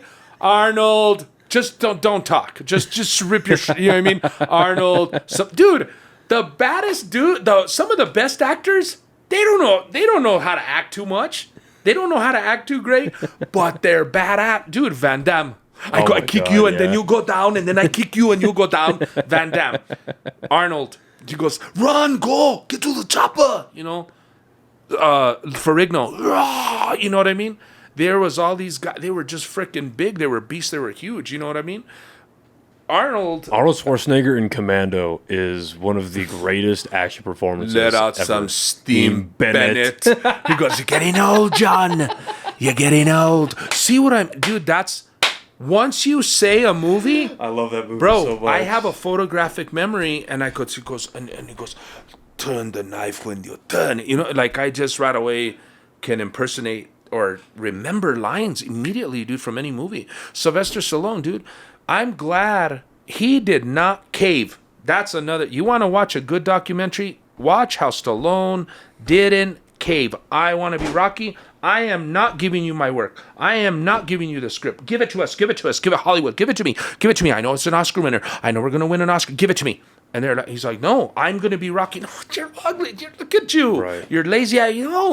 He stood his ground, dude. Stallone stood his ground and stood his ground and stood his ground. And he, you know what I mean? Even like he said, I wasn't the most aging, Rocky Balboa. Hey. Well, if you see Stallone advance with money and career and charisma and people talking, saying, dude, that's how you need. You need to be your own mentor in your mind, saying, dude, dress better, look better. Act better. With his be story, professional. Be willing to sacrifice. Yes, and sacrifice. Dude, I worked alongside, with George Lopez, Paul Rodriguez, Joey Medina, Carlos Mencia, Alex Raimundo, Fluffy. I've worked, Steven. I've worked around all these successful Latinos, and I'm like, you know what I mean? I'm like, dude, I know I have what I have to do what I got to do to succeed. And I have been very blessed and very fortunate. But there's still more, dude. There's a lot more. And I'm like, dude, it's like I want to retire so I can start, you know what I mean? But like, dude, it doesn't stop. I don't want to stop because I want to bless people. I want to help people. I want to like, hey, come on, you can do it. Come perform at Vernon's. I got to go. I was like, dude, don't forget to call Zach, forget to call Steph. You got to book this. You got to do that. I have that's how it is. I'm looking at emails. I'm looking at texts. I'm looking at messages, Instagram. Everybody's hitting me up. The phone line got to give away on Kiss. Got to go to this event. Got to go to this remote. Got a family. You missed her birthday. Dude, family is like, do you have time for us? And then my girlfriend's like, oh, hey, babe. She gets it. And I'm like, cool. And it's a not, and not, but it's a lot I was gonna better ask to be busier than not to have anything at all. Well, believe me. I was going to ask, if you don't mind me asking, how do you intentionally set apart time for loved ones, family, girlfriend? How do you do that? Because I think that's a ball that a lot of entertainers drop. That's how you hear about divorces. That's how you hear about estranged families. Like, how do you intentionally set aside time? I'd have to use an example. Stone Cold. I watched Stone Cold Steve Austin, who I worked with on The Longest Yard. Stone Cold Steve Austin, he said, I work so damn much that I got a divorce, and my wife and my kids ended up going to Europe, come back. They had the Austin, Texas accent. And now they come back saying, I love you. You know what I mean? Harry Potter, would you like a spot of tea? Stone Cold's kids. And a sadness came over me, man. And I thought, that sometimes is how dedicated, how much. Dude, I had a Thanksgiving at Arby's by myself one year. Arby's was the only thing that was open. I had to work. I had to be on the station till 7 o'clock. By the time I tried to dude, Thanksgiving's already over. I'm going to get to Taos at 9:30. My fans going to be like, good night. Yeah. I just ate all the turkey. Dude, I've had to sacrifice days, every holiday you can think of. And that when Stone Cold said that, I go, damn, man. I have, missed my mother, my grandparents, my son, friends. I have missed birthdays. I have missed holidays. I have missed... Dude, I just did a vacation. I just rested refreshed and reflected. I mean, sometimes it's harder for me to take a vacation than it is for me to go on vacation, because I got to get a lot of stuff done. Can it be done? Yes. Will I make sure it happens? Yeah. I have this, and that. But I have to separate now a lot better than I used to after COVID. I thought, you know what? I could miss that, but I always try to. I will make sure that even if my eyes are bleeding, I make time for my grandfather. I'll sit there with my grandfather, and my eyes will be bleeding, and it'll be 2 in the morning. My grandfather's 101 years old. He can stay up watching westerns, and I'll be there on a Sunday, which this Father's Day. And I'll be there, and I'm like, it'll be 1:32 in the morning in Arroyo Seco, and he's watching westerns, and my eyes are bleeding. I'm like, Tata, I call him Tata. I got to get up in the morning and go drive back so I can be on the air on Kiss. I got to go back 2.5 hours. I got to move. I'm on the move. I got to go, But I make time for my grandfather. I got to go sit with my grandmother. I make time for my mother and watch a show with her and my son. And I have to, and I've gotten a lot better. Before it was just, I got, no hate. Now they're like, and I go, see how hard I work to be on this TV show, how hard I work to have the ratings that I do on Kiss, because of the blessings of New Mexico, the 505-575 New Mexico that has supported me. I am New Mexico with talent, showing anybody in this world what we can do. I feel like all you guys are my 100% support, like a battery. Every single New Mexican or anybody that supports me, even haters are my motivators. Anybody fills me up with that juice that I need to succeed. So then I can go somewhere else, and they're like, they have. Where are you from? Albuquerque, New Mexico, and I'm from a little town called Arroyo Seco in Taos County. I've worked in both, in up north and in Albuquerque. Oh, okay. From New Mexico, huh? I'm from Albuquerque, New Mexico. I am part of New Mexico, of the talents in our state. I grew up here. I've lived here my whole life. Mountains, deserts, 2 interstates, 1 river, 1 mountain. I'm landing on the plane, bro. We're coming on a plane. Dude, there's two things in New Mexico that are hard to do. Make people laugh and keep them impressed and keep them entertained and have them participate. Those are 5 things. Here we go with the counting again. 5 things. But those are hard things. Participating, making them laugh, landing a plane.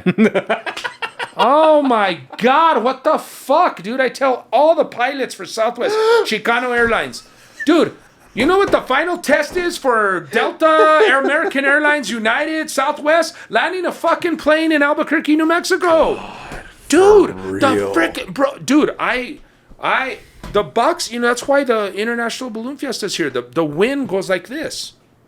It goes like a box. Yeah. So that's why the freaking balloons go like that. But dude, when I'm sure, I don't give a shit how hungover you are, or sober you are, or whatever, landing a plane in Albuquerque, dude, I have landed a plane in Albuquerque where the plane fucking came in, and it was raining and thundering, and the turbulence, it was like, dude, and we went,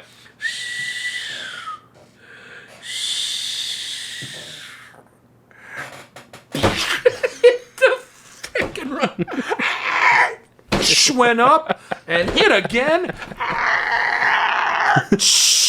And I was like, what the fuck? You know what I mean? Like, holy shit. Like, to where I didn't even want to fly again. I was like, I didn't even want to fly again. And I was like, oh my God. But they were all, congratulations to pilot that on his first flight. I was like, what the fuck?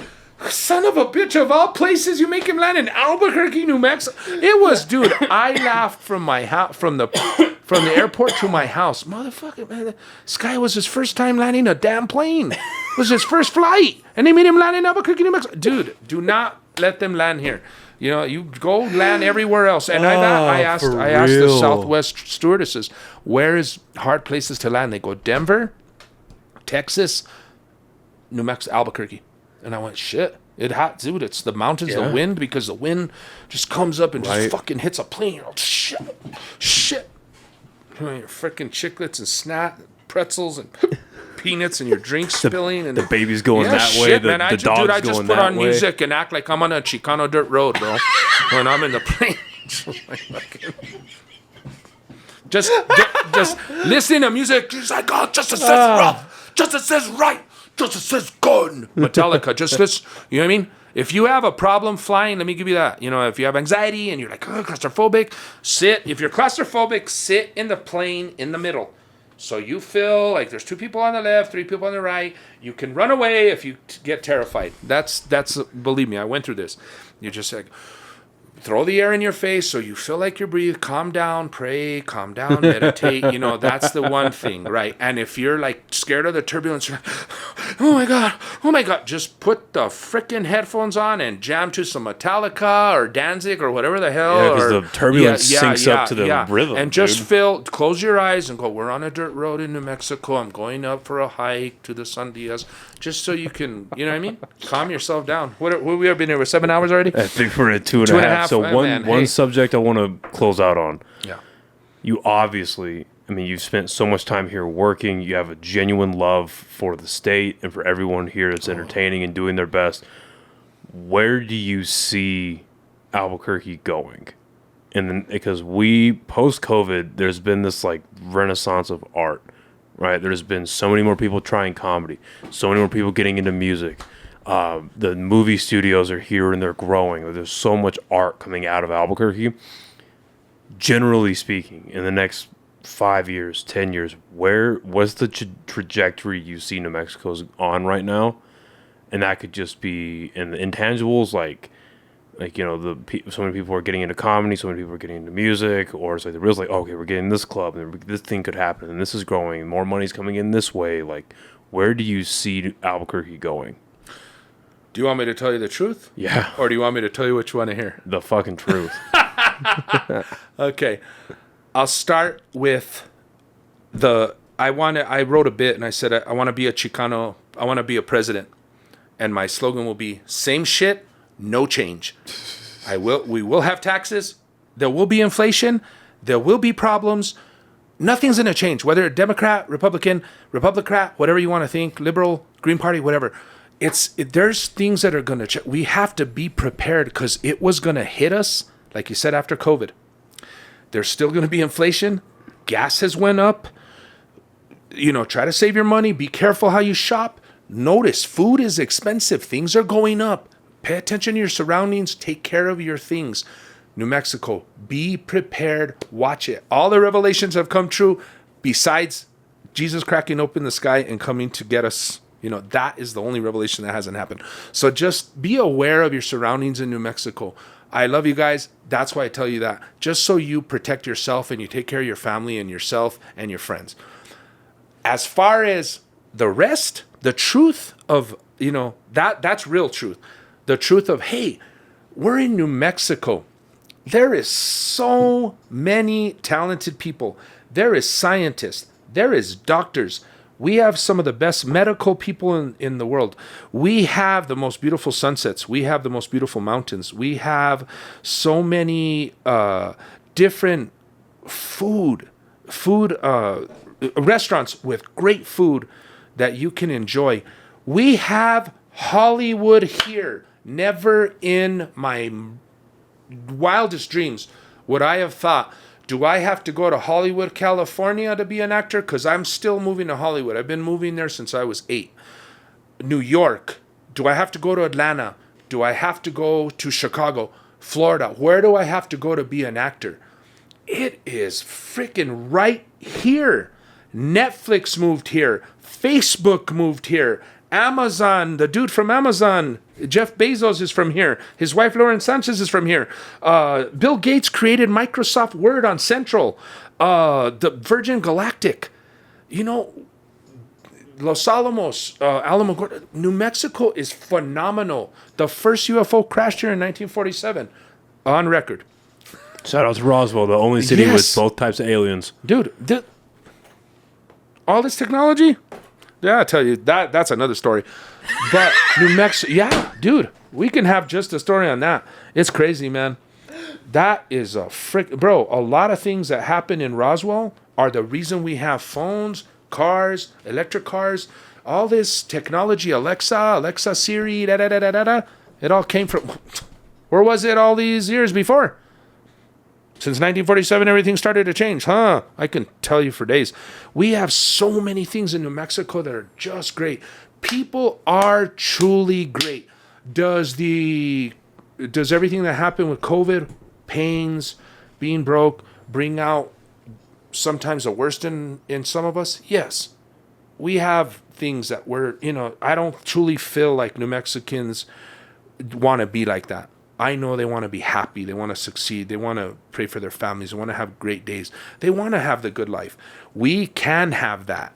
We just have to be aware of it, because after COVID, we lost a lot of people, but we are aware of all these things. Did we come out learning a lesson, or did we come out entitled after COVID? What do you think? I mean, as Americans, I was going to say, define entitled.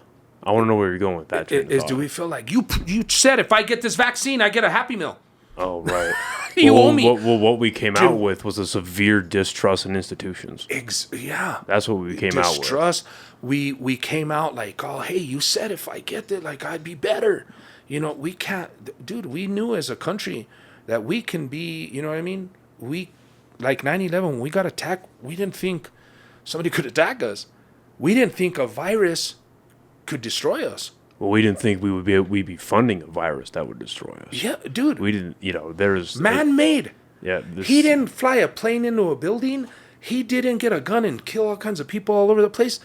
That person put out a virus and killed people with a virus. So we can, there are weaknesses in the country. There is. We are the United States of America. We are the big dragon. We are the monster. Yes, we have power, but we can be, just like the Great Wall of China. It just took one person to let the people in with the door. Yep. Hey, to be bribed. That's it. So I don't feel like sometimes I feel like we feel like we're entitled, or how long not to wait, or what, it was hard. It was hard mentally, physically, emotionally. Not being away from your family, your kids, your friends, your job. The only thing that got stronger post-COVID was and I sense this, and I feel like you do too, being a man of religion. The only thing that got stronger post-COVID was a general faith. Let's broaden this out. A general faith in a higher power. Exactly. You see a lot more people talking about God. Because the conversation the last 10, 15 years, maybe even 20 years, like, oh, I'm spiritual. I believe in something. I have spirituality. Post-COVID, you see a lot more people saying, no, there's a God. The hell's real. The devil's doesn't matter real. till it matters. Demons are real. You know what I mean? Like, people are really pushing toward... Like, there's a... And maybe there's a little bit of it too, where people are saying there is no God, but that's always been there. Then that'll always be there. Well, there's atheists. Yeah. This is what God. I mean, I ask God. I question God. I'm able to do that. I'm a sinner. I make mistakes. God. There's atheists. There's agnostics. There's religions. There's everything you can possibly think of. That is not for anybody to worry about. That person. There's only, like Tupac said, only God can judge me. Well, I just bring this up because there's a general sense of a lot of people that are making either swift turns into it, or they're making slow moves into like, oh no, there is a God. I'm pretty sure Jesus is real. Oh, there is a heaven, there is a hell, there is a devil. Like you're seeing a lot of people. Those conversations are happening in public spaces. Yeah. When they really didn't used to happen at the rate that they're happening with. And I would almost say with like the fervor they're happening with. Yeah. Well, it doesn't matter. Like I told people, COVID, it doesn't matter till it matters. COVID that's not real. I got COVID. Oh my God. Dude, even when people die, they're praying. I've asked agnostics and atheists, I'm like, dude, just out of curiosity. If you were driving a car in the snow, flipped your car, broke your legs, you're out there in the dark with your legs broken, are you going to say, please get better? Please. What do you... Right. I question that. Whether it be Scientology, whatever they believe in. And that's not my judgment. Whatever anybody believes, that is what you believe. Your life is your life. Your opinion is your opinion. Whether you like Trump or Biden, Coke or Pepsi, the Raiders or the Broncos, that's your opinion. I respect your opinion, Noah. I respect Buck's opinion. I respect Steven's opinion. I respect anybody's, anybody's opinion. That is their opinion. Don't try to change their opinion. I can't fix you. I can't heal you. I can't change you. And I can't, I can't change you, judge you, fix you, or heal you. I can help you. You could be an example. I can listen to you, and I can, say, hey, I'll support you, bro. Yeah. And I will love you. I love everybody, man. I love everybody on this earth, even my enemies. That is what we're supposed to do. You see how do you feel when someone says, hey, man, I love you, brother? You're like, I feel good, man. Does it feel it doesn't feel the way I say, try to kill you. That's evil, bro. That's, you know what I mean? Where it's cold, give warmth. Where there's darkness, give light. Where there's negativity, be positive. Yeah. Dude, I want to be a life coach. I want to be a pastor someday. I'm just not. I sin, bro. I cuss. I do things that are crazy. I drink. I lust, bro. I'm a sinner. I break commandment. I'm not perfect. There was only one perfect man on this earth, and he left. He resurrected. He left. That's the way I say it. I go, and look what we did to him. You know what I mean? It's crazy. I think about that. I'm like, oh my God, how the human race. It can be either evil and it can be judgmental, it can be hateful, or it can be love. Like you see it, you think about when Martin Luther King Jr. and all these people say positive things, makes you feel better. Yeah. You have a dream. No dream is too big. Like Biggie said, baby, underscores B.I.G.